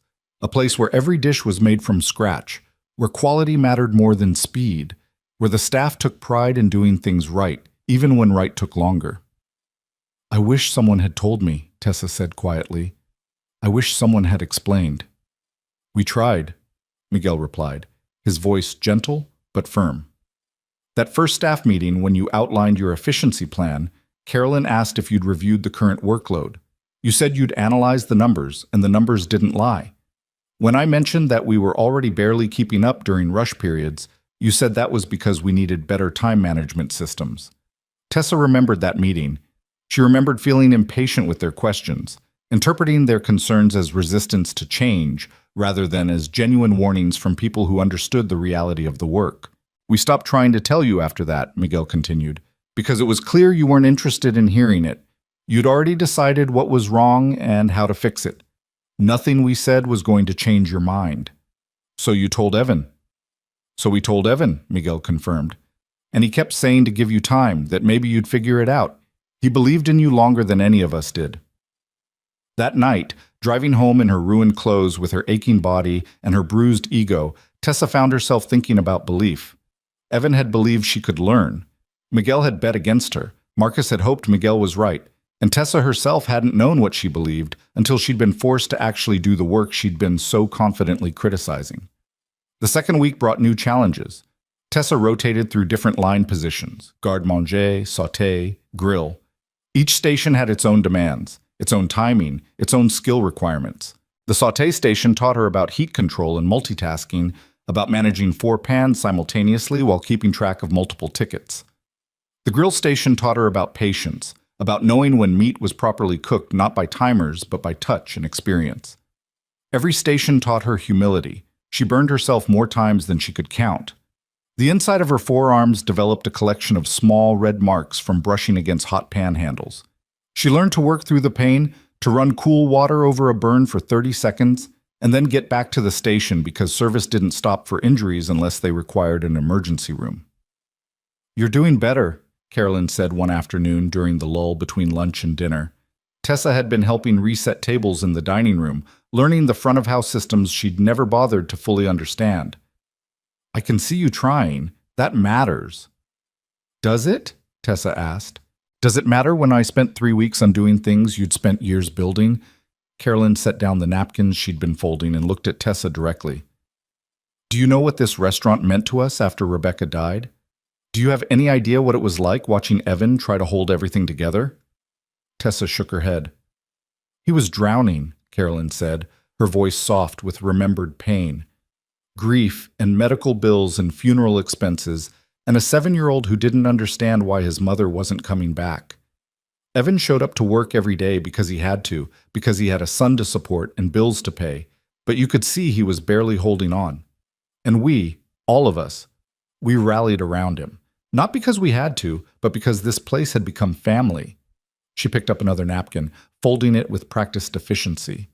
When Evan had to step back from management, when he had to take on extra work just to survive, we could have left. We could have found jobs at places that paid better or had easier schedules, but we stayed because we understood what this restaurant was. It was the life raft that was keeping Evan afloat. If we let it sink, he'd sink with it. Tessa felt her throat tighten. "I didn't know." "You didn't ask," Carolyn corrected gently. "That's what hurt the most about these last few weeks. You came in with all these plans to fix us, to make us more efficient, to modernize us.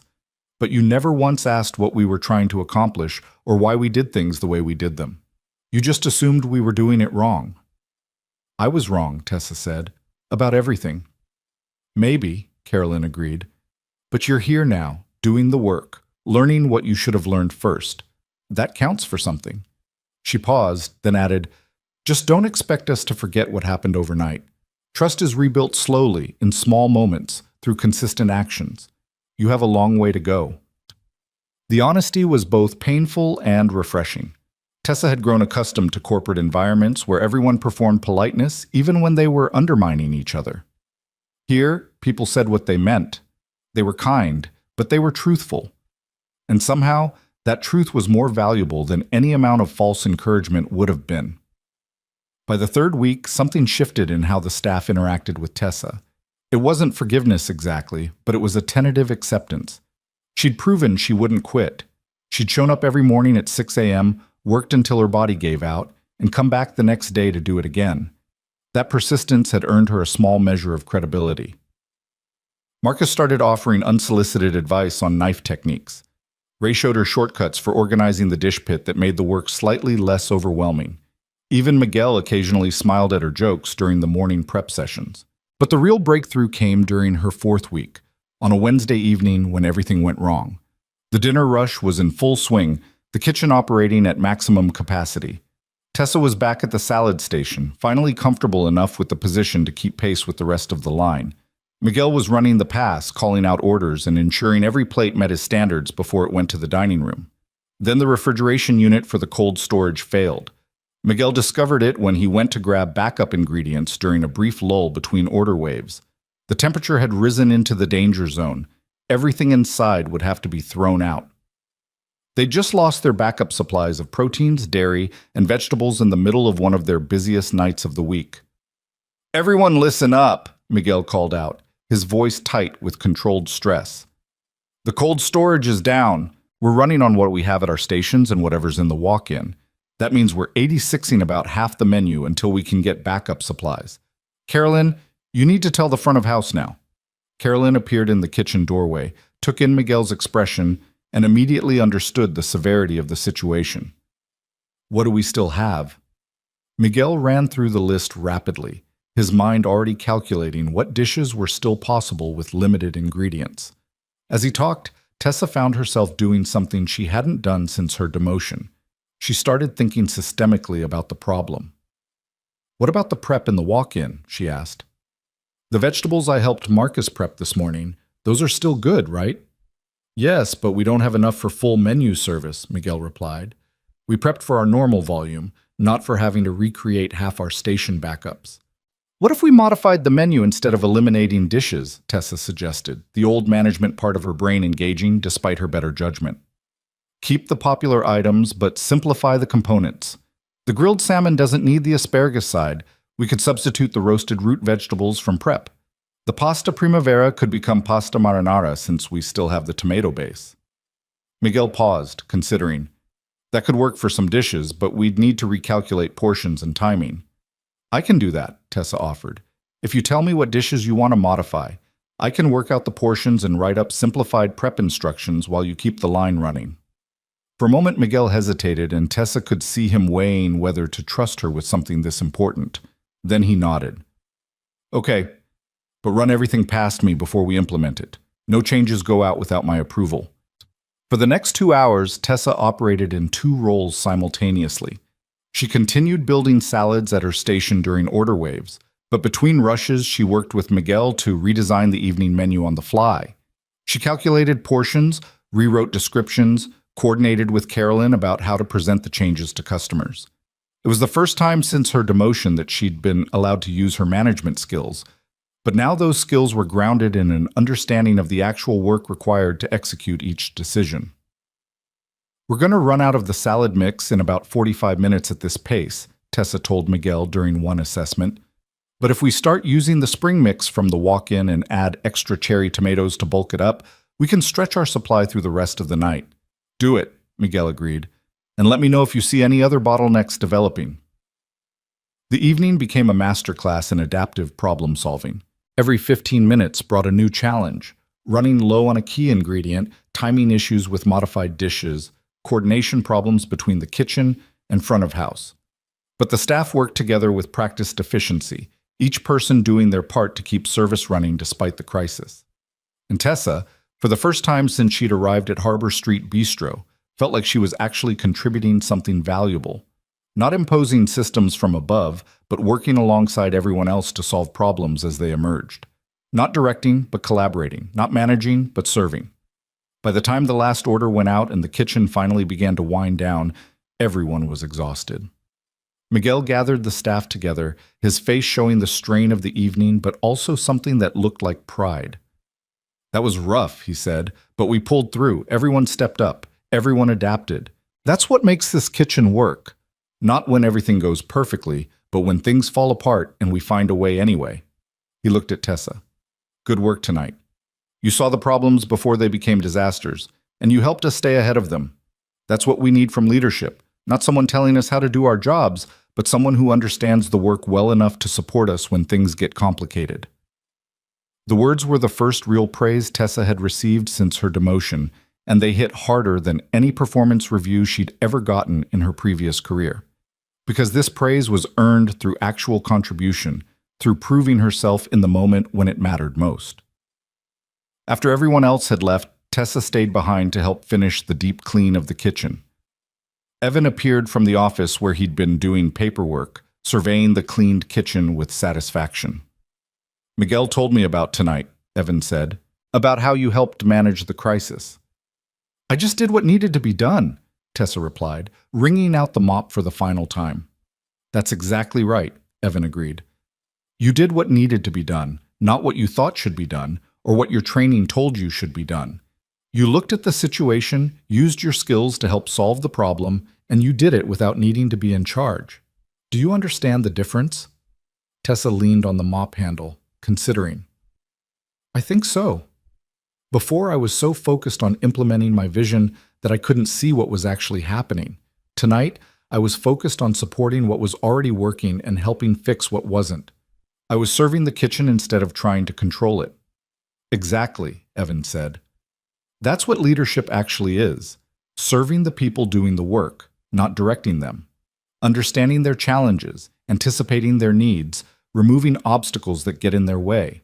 You can't do that from an office with spreadsheets. You can only do it by actually knowing what the work requires. He moved to the prep station where Tessa had spent so many hours learning to cut vegetables with increasing competence.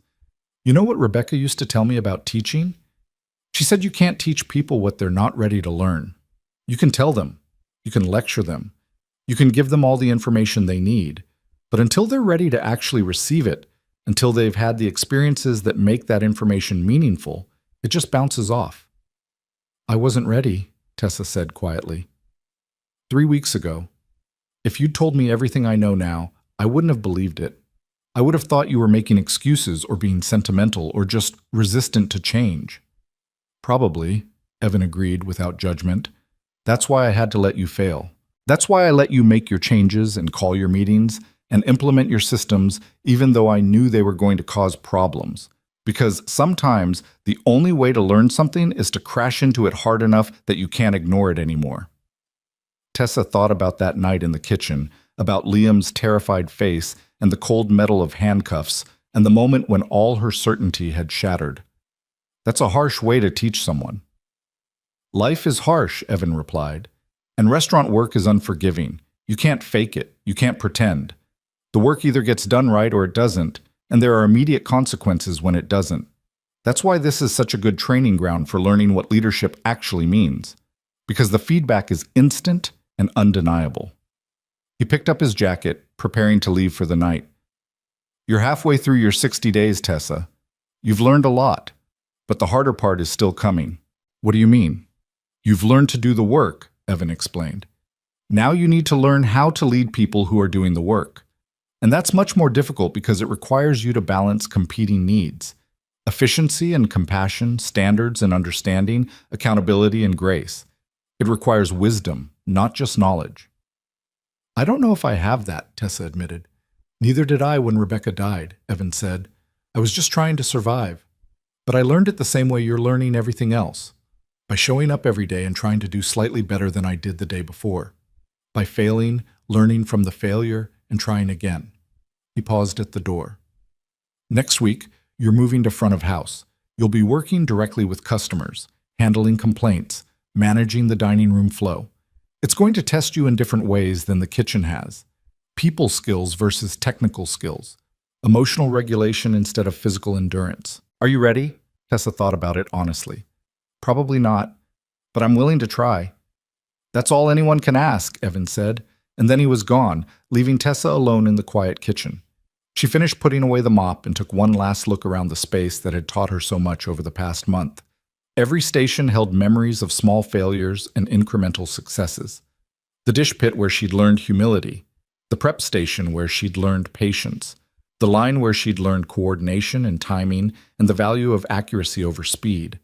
And tonight, the moment when everything had fallen apart and she'd finally understood what it meant to lead by serving rather than controlling.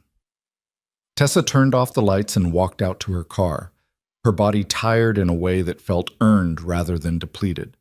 Her hands still bore the marks of 4 weeks of hard labor, the calluses and small scars that told the story of her education. Her clothes were permanently ruined, her manicure was a distant memory, and her back probably would never be the same. But something else had changed too. Something in the way she saw herself and the world around her. She'd arrived at Harbor Street Bistro, certain she knew how to fix what was broken. She'd discovered that what was broken was her own understanding, and the fix required breaking herself down and rebuilding from scratch.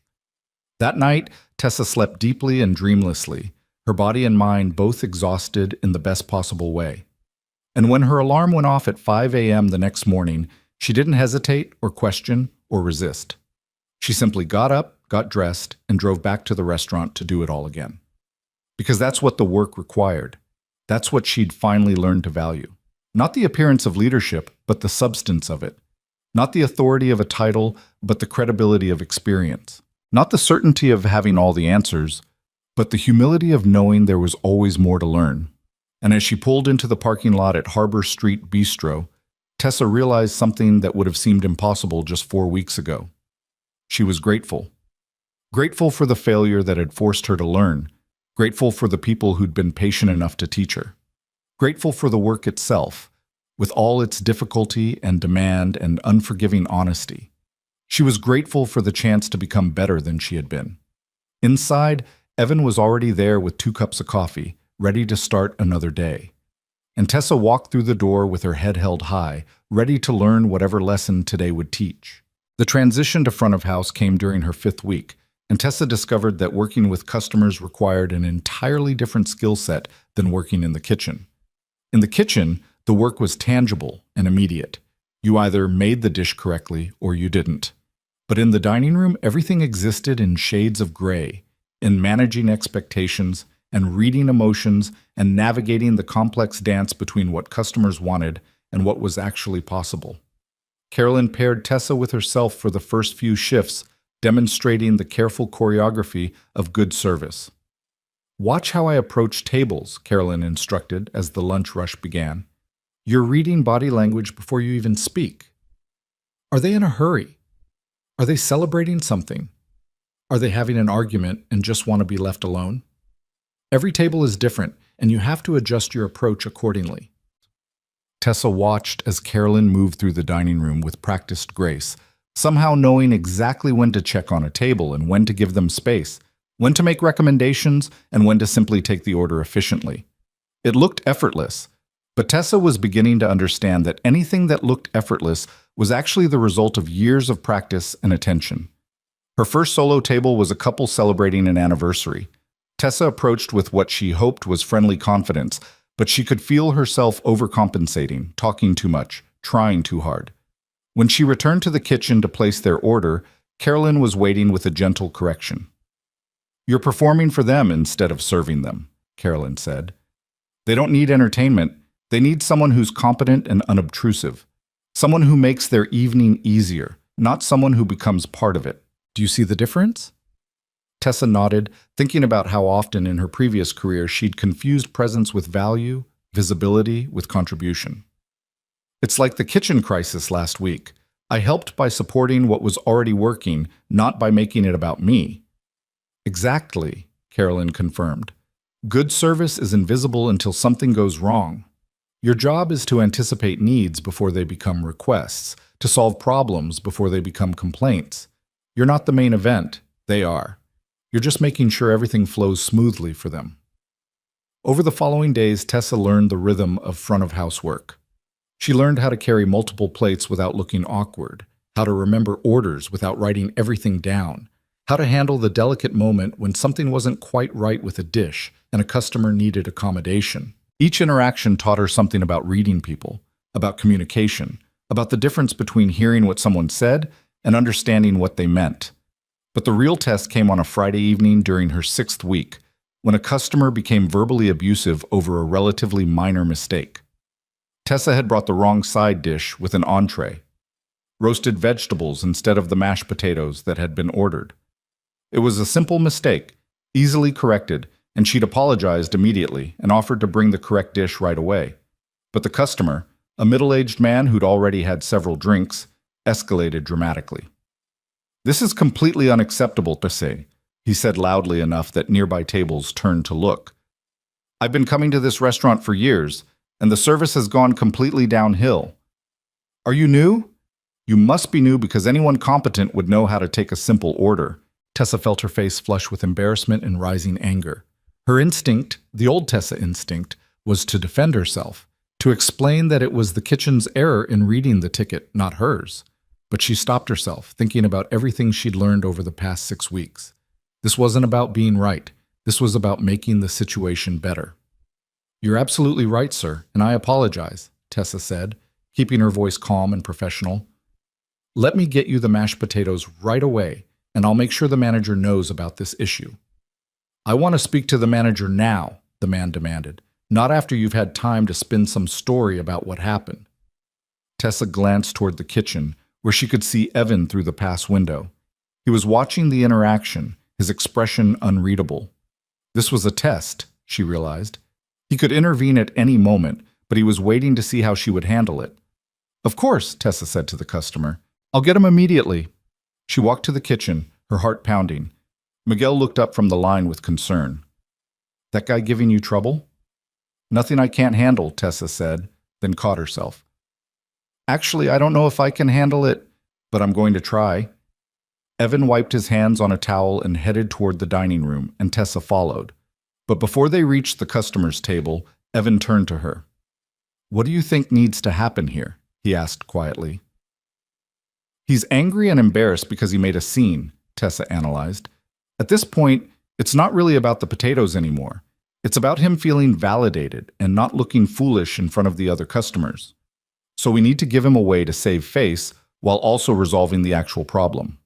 Evan nodded slowly. "And how would you do that?" "Comp his entree," Tessa said immediately. "Apologize sincerely, take responsibility without making excuses, and make sure he leaves feeling like he won. Because ultimately his satisfaction matters more than being right about whose fault it was. Even though it costs us the price of an entree?"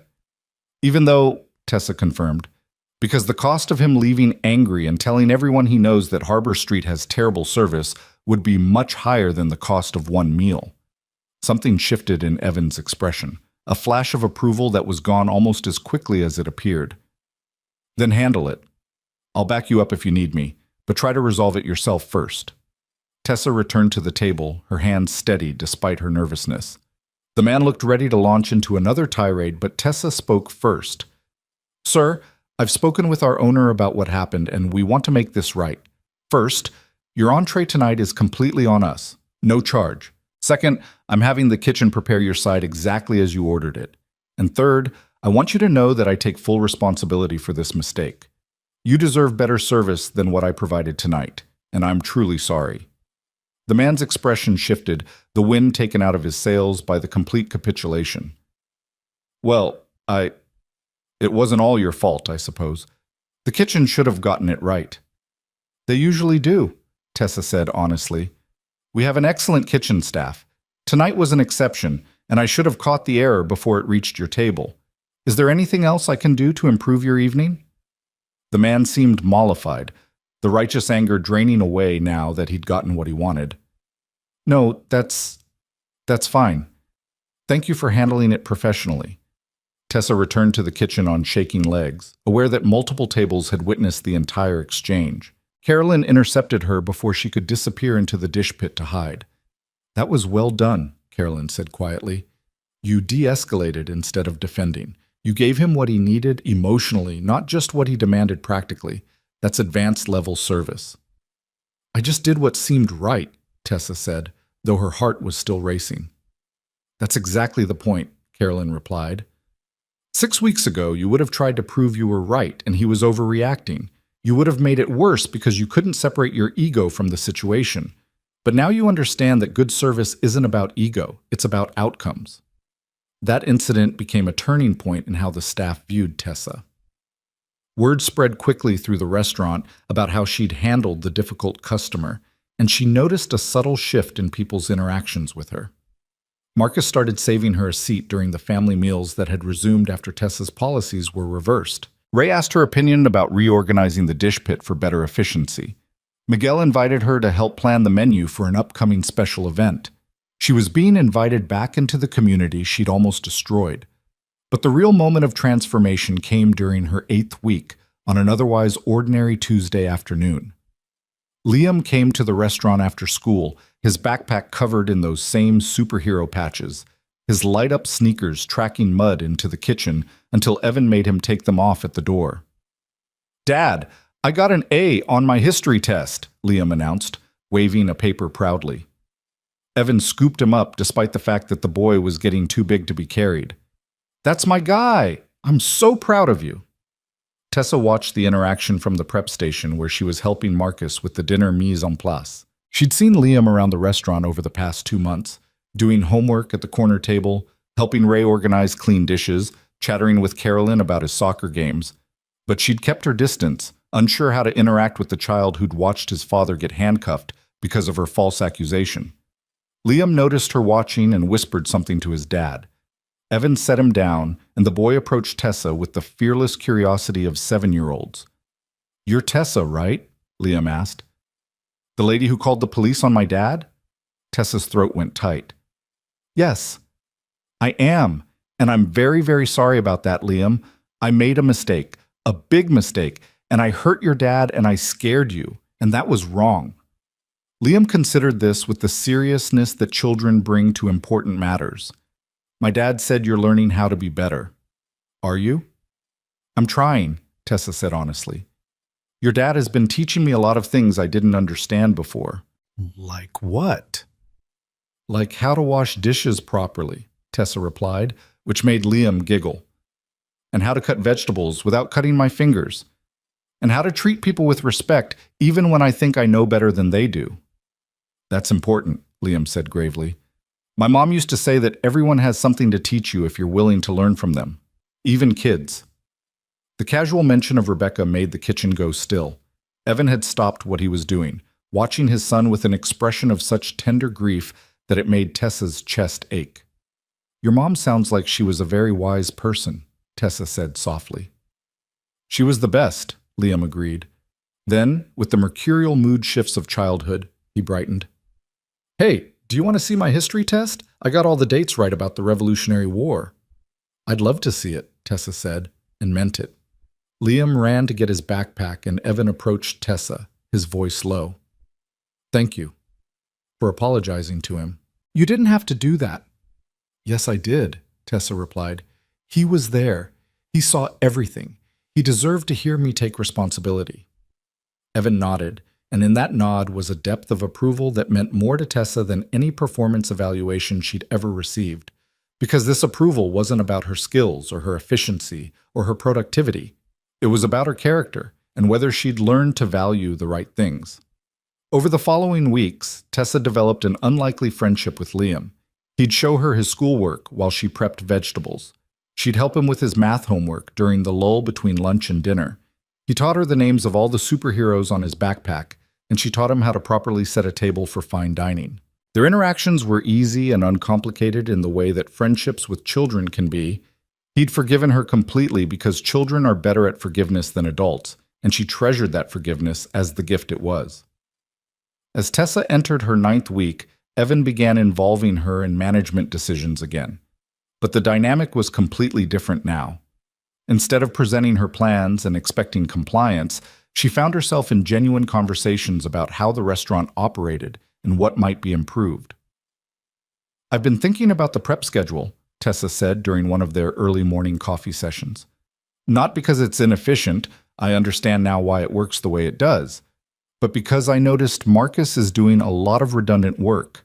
He's prepping vegetables in the morning, and then Miguel is doing additional prep in the afternoon for dinner service. What if we staggered the shifts differently so that prep work flowed more naturally from lunch to dinner?" "Show me what you're thinking," Evan said, and they spent the next hour working through possibilities, with Evan explaining the constraints Tessa hadn't considered, and Tessa offering solutions to problems Evan had accepted as inevitable. It was collaboration, not direction, partnership, not management. And it worked in ways that Tessa's original efficiency improvements never had, because it was grounded in understanding rather than assumption. "This is good," Evan said, reviewing their final plan. "Let's test it for 2 weeks and see if it actually reduces redundancy without creating new problems. Miguel needs to sign off on it, and Marcus should weigh in since it affects his schedule most directly." "Of course," Tessa agreed. "I'll present it to them and get their feedback before we implement anything." Evan smiled slightly. 2 months ago, you would have just changed the schedule and expected everyone to adapt." 2 months ago, I was an idiot," Tessa replied. "Not an idiot," Evan corrected. "Just someone who hadn't learned the difference between management and leadership. Management is about systems and processes. Leadership is about people and relationships. You needed to learn to be a good manager by first learning to be a good follower." The 60th day arrived with startling speed.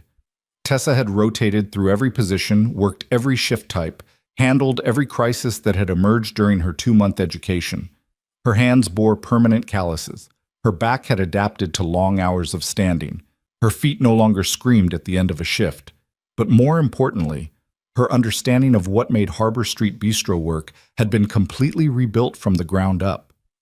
Evan called a staff meeting for the end of the day, and Tessa felt her stomach twist with nervousness. This was it, the moment when Evan would decide whether she'd actually learned anything or whether the past 60 days had been a waste of everyone's time. The entire staff gathered in the dining room after the restaurant closed. Miguel, Marcus, Ray, Carolyn, and the other servers and kitchen staff who'd watched Tessa's transformation over the past 2 months. Even Liam was there, sitting on the counter and swinging his legs while eating a cookie that Carolyn had given him. "So," Evan began, leaning against one of the tables, "it's been 60 days since Tessa started her crash course in restaurant operations, and I think we need to talk about what happens next." The room was silent, everyone waiting. "Tessa," Evan continued, "you came here with impressive credentials and complete confidence that you knew how to fix what was wrong with this place. You spent 3 weeks implementing changes that nearly broke us, and then you called the police on me in front of my son because you were so certain you were right that you couldn't see the truth in front of you." Tessa felt her face burn with shame, even though she'd long since accepted responsibility for all of it. "But then," Evan went on, "you did something that I didn't expect. You stayed. You worked. You learned. You let yourself be broken down so you could be built back up with a better foundation. And that took a kind of courage that I respect deeply." He straightened, looking at each staff member in turn. "I asked all of you to give Tessa a chance to prove she could learn. Some of you were skeptical. Miguel, I know you bet against her lasting a week. Marcus, you told me you'd believe it when you saw it. And that was fair because Tessa had given you no reason to believe in her. But she showed up every day," Carolyn interjected. "Even when she was exhausted and hurting and probably wanted to quit, she showed up." "She helped us through the refrigeration crisis," Miguel added. "She saw problems we'd missed and helped us adapt instead of panicking." "She apologized to my kid," Evan said, his voice softening. "She took responsibility, not just to me but to Liam, who deserved to hear it. That mattered." He turned back to Tessa. "So here's what I've decided. There's still a general manager position open at Harbor Street Bistro, but it's not the same position you thought you were taking 2 months ago. This position requires someone who understands every role in this restaurant because they've done it themselves. Someone who can prep vegetables and wash dishes and handle customer complaints and redesign systems when needed. Someone who leads by serving, not by controlling." Tessa held her breath. "Tessa, if you want it, the job is yours. But you need to understand what you're agreeing to. You'll be managing people who know more than you do about their specific jobs. Your role isn't to tell them how to do their work. It's to support them in doing it well, to remove obstacles, to advocate for them, to make sure this restaurant remains a place where people take pride in what they do because they're treated with dignity and respect." "I understand," Tessa said, her voice steady despite the emotions churning in her chest. "And I want it. Not because I think I've learned everything I know I haven't, but because I finally understand what I'm supposed to be learning, and I want to keep getting better at it." Evan looked around the room. "Does anyone object to Tessa becoming general manager?" There was a long moment of silence, and Tessa felt the weight of 2 months of hard work hanging in the balance. Then Miguel spoke. "No objection. She's earned it." "Agreed," Carolyn said. Marcus nodded. "Yeah, she's okay." Ray gave a thumbs up from where he stood in the doorway to the kitchen. "Then it's settled," Evan said. "Tessa, welcome back to management. Try not to call the police on me again." The tension broke with laughter, and Tessa felt tears burning behind her eyes. Not tears of relief exactly, but something deeper. Gratitude for the chance she'd been given, respect for the people who'd been patient enough to teach her, and joy at being welcomed back into a community she'd almost destroyed. Over the following months, Tessa settled into her new role with a completely different approach than her first attempt. She created systems, yes, but she created them in collaboration with the people who would actually use them. She improved efficiency, but she measured that efficiency in terms of quality of work life, not just productivity metrics. She made changes, but she made them slowly. with buy-in from everyone affected. The restaurant thrived, not because of dramatic innovations or revolutionary changes, but because everyone working there felt valued and supported. Staff turnover, which had been starting to creep up during Tessa's first 3 weeks, dropped to nearly zero. The quality of service improved because people took pride in their work rather than just following procedures. And customers noticed the difference. They could feel the warmth in the space, the genuine care that went into every interaction. One evening, about 6 months after her reinstatement, Tessa was working the floor during dinner service when she noticed an older woman sitting alone at a corner table. The woman had ordered the chicken special, but was now staring at it with an expression of such profound sadness that Tessa stopped what she was doing and approached gently. "Is everything all right with your meal?" Tessa asked softly. The woman looked up, her eyes wet with tears. "The food is perfect. It's just my husband and I used to come here every month for our anniversary dinner. He passed away 3 months ago, and I thought I could handle coming alone, but—" She trailed off, unable to finish. Tessa could have offered to box the meal, could have brought the check quickly to end the woman's discomfort. That would have been efficient, but she'd learned that efficiency wasn't always the right goal. Instead, Tessa pulled out the chair across from the woman and sat down. "Would you like to tell me about him?" The woman's face crumpled with gratitude, and for the next 20 minutes, Tessa listened as she shared stories about her late husband, their first date, their wedding, their 53 years together. She listened without rushing, without checking her watch, without thinking about the other tables that needed attention. She just listened because that was what this moment required. When the woman finally finished her meal and prepared to leave, she squeezed Tessa's hand. "Thank you. You didn't have to do that." "Yes, I did," Tessa replied. "This is what we're here for, not just to serve food, but to take care of people."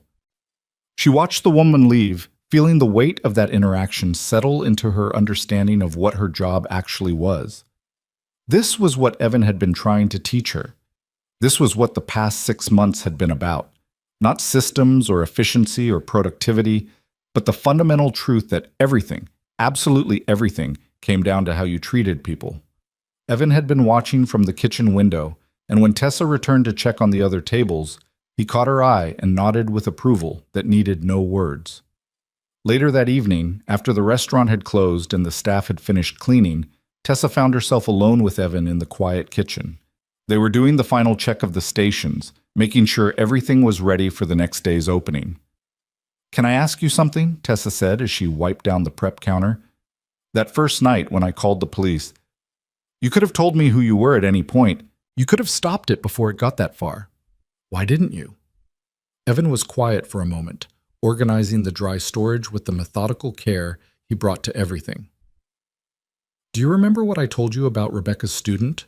The one who learned kindness by being given responsibility for it?" "Yes." "I was that kid," Evan said. "Not literally, but that story was about me. When I was 14, I was angry at the world. My dad had left, my mom was working 3 jobs, and I was taking that anger out on everyone around me. I was heading towards serious trouble." He closed the storage cabinet and turned to face her. "Then I met a teacher, Mr. Harrison, 11th grade English, who saw something in me that I didn't see in myself. He didn't punish me or lecture me or try to control my anger. Instead, he gave me responsibility. He made me his teaching assistant, put me in charge of helping younger students who were struggling. And something about being responsible for others, about having people depend on me, changed everything."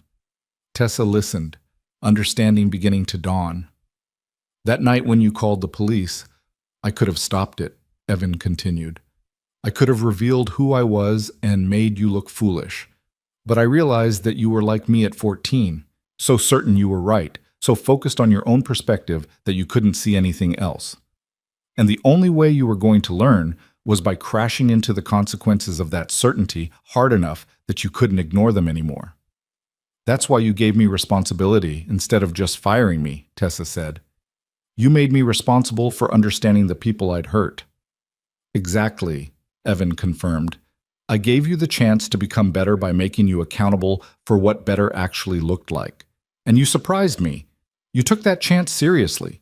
You did the work, even when it was hard and humiliating and everything in you probably wanted to quit." "I almost did quit," Tessa admitted. "About a dozen times, actually. The only thing that kept me coming back was the fact that you believed I could learn, and I didn't want to prove you wrong." "Rebecca would have liked you," Evan said quietly. "She always believed that people could change if you gave them the right reasons and the right support. She would have said that what happened that night with the police wasn't a mistake. It was necessary. Because sometimes we need to be broken before we can be remade into something better." They finished the closing routine in comfortable silence, and Tessa realized that this quiet partnership in making sure everything was ready for tomorrow was what leadership actually looked like. Not grand gestures or dramatic moments, but showing up consistently, taking care of the details, making sure the people depending on you had what they needed to do their jobs well. As they prepared to leave, Liam burst through from the office where he'd been doing homework. "Dad, I finished. Can we go get ice cream?" "It's 9 o'clock, buddy. That's pretty late for ice cream." "But we haven't gone in forever," Liam pleaded. Then he turned to Tessa. "You should come too. Dad always gets boring vanilla, but I get chocolate peanut butter, and it's way better." Tessa glanced at Evan, unsure if the invitation was genuine or just childish enthusiasm. But Evan was smiling, a real smile, open and warm, and he nodded. "Come on, we can spare 20 minutes for ice cream." So Tessa found herself in a booth at the ice cream shop down the street, listening to Liam chatter about his upcoming soccer game while Evan ate his boring vanilla, and she tried the chocolate peanut butter that Liam insisted was superior. And somewhere in that ordinary moment, in the laughter and the ice cream and the easy companionship, Tessa realized that she'd found something she hadn't even known she was looking for. She'd found a community, a family, built not on blood or obligation, but on shared experience and mutual respect and the willingness to show up for each other consistently, even when it was hard, especially when it was hard. "What are you smiling about?" Liam asked, noticing her expression. "Just thinking about how lucky I am," Tessa said honestly. "That's good," Liam replied with the wisdom of children. "My mom used to say that when you know you're lucky, you should hold on to it tight and not mess it up." "Smart advice," Tessa agreed. "I'll try to remember that." They finished their ice cream and walked back to the parking lot where their cars waited. Evan loaded Liam into the back seat of his ancient sedan, the boy already half asleep, exhausted from his day. "Thank you," Tessa said to Evan before they parted ways. "For everything. For the chance, for the lessons, for believing I could be better than I was." "Thank you for proving me right," Evan replied. "It doesn't always work out that way, but when it does, it makes everything worth it." He drove off into the night, and Tessa stood in the parking lot for a moment, looking up at the stars and thinking about the journey that had brought her here. From arrogant certainty to crushing failure to hard-won understanding. From thinking she knew everything to discovering she knew nothing to slowly, painfully learning what actually mattered. She thought about the police lights painting the kitchen walls in red and blue, about Liam's terrified face and the cold metal of handcuffs that had never quite closed around Evan's wrists, about the moment when everything she'd believed about herself had shattered, and the long, difficult work of building something better from the pieces. And she thought about tomorrow, when she'd show up at 6 a.m. for the delivery truck, when she'd work alongside people who'd become her friends and her teachers, when she'd continue learning how to lead by serving rather than controlling, how to build systems that supported people rather than constrained them, how to measure success not in productivity metrics, but in the dignity and joy people found in their work. It wouldn't always be easy. There would be new challenges, new mistakes, new lessons to learn. But Tessa finally understood that this was the work, not reaching some final destination of perfection, but showing up every day to try to do slightly better than you did the day before. Harbor Street Bistro had survived tragedy and near collapse. It had endured Tessa's well-intentioned destruction and her subsequent redemption. And it would continue, as all truly good things do, not because it was perfect, but because the people who cared for it showed up consistently, tried earnestly, and treated each other with the dignity that all human beings deserve. In the months and years that followed, the restaurant became known throughout the city not just for its food, but for something harder to define: an atmosphere, a feeling. The sense that walking through its doors meant being welcomed into something larger than a transaction, a community that valued people over profit, quality over speed, relationships over efficiency. Customers noticed it in the way servers genuinely cared about their experience, in the way kitchen staff took pride in every dish, in the way management decisions balanced business needs with human dignity. They noticed it, and they kept coming back, and they told others. And slowly Harbor Street Bistro became something rare and precious, a place where everyone, from the owner to the dishwasher to the customers themselves, felt like they mattered. And at the center of it all stood Evan Cole, who'd lost everything and rebuilt it better, who'd hidden his identity to learn truth, who'd offered second chances when punishment would have been easier, who'd taught through example that the measure of leadership isn't control or authority, but the willingness to serve those you lead with consistency, patience, and grace. Years later, when people asked Tessa about the turning point in her career, about the moment when she transformed from a competent manager into a true leader, she never told them about her MBA or her professional training or her carefully crafted systems. She told them about washing dishes at 6 a.m, about crying over onions and burning her hands and learning to read customers' needs before they expressed them, about a single father who'd lost his wife and nearly lost everything else, but who'd chosen to teach rather than punish, to build rather than destroy, to believe in people's capacity for change, even when all evidence suggested that belief was foolish. She told them about the night she'd called the police on her own boss, and how that catastrophic mistake had become the foundation for everything good that came after. Because sometimes, Tessa learned, the only way to truly understand what matters is to lose sight of it completely. And the only way to become who you're meant to be is to have everything you thought you were broken down and rebuilt from scratch, one lesson at a time, one day at a time, one act of grace at a time. In the end, what Evan had given her wasn't just a job or a second chance. He'd given her a new way of seeing the world, a new way of measuring worth, a new understanding that leadership isn't about having all the answers.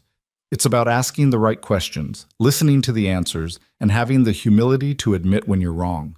And in a quiet kitchen on Harbor Street under warm lights and the steady rhythm of people working together toward a common purpose, Tessa Monroe finally understood what it meant to lead, to serve, and to be part of something larger than herself.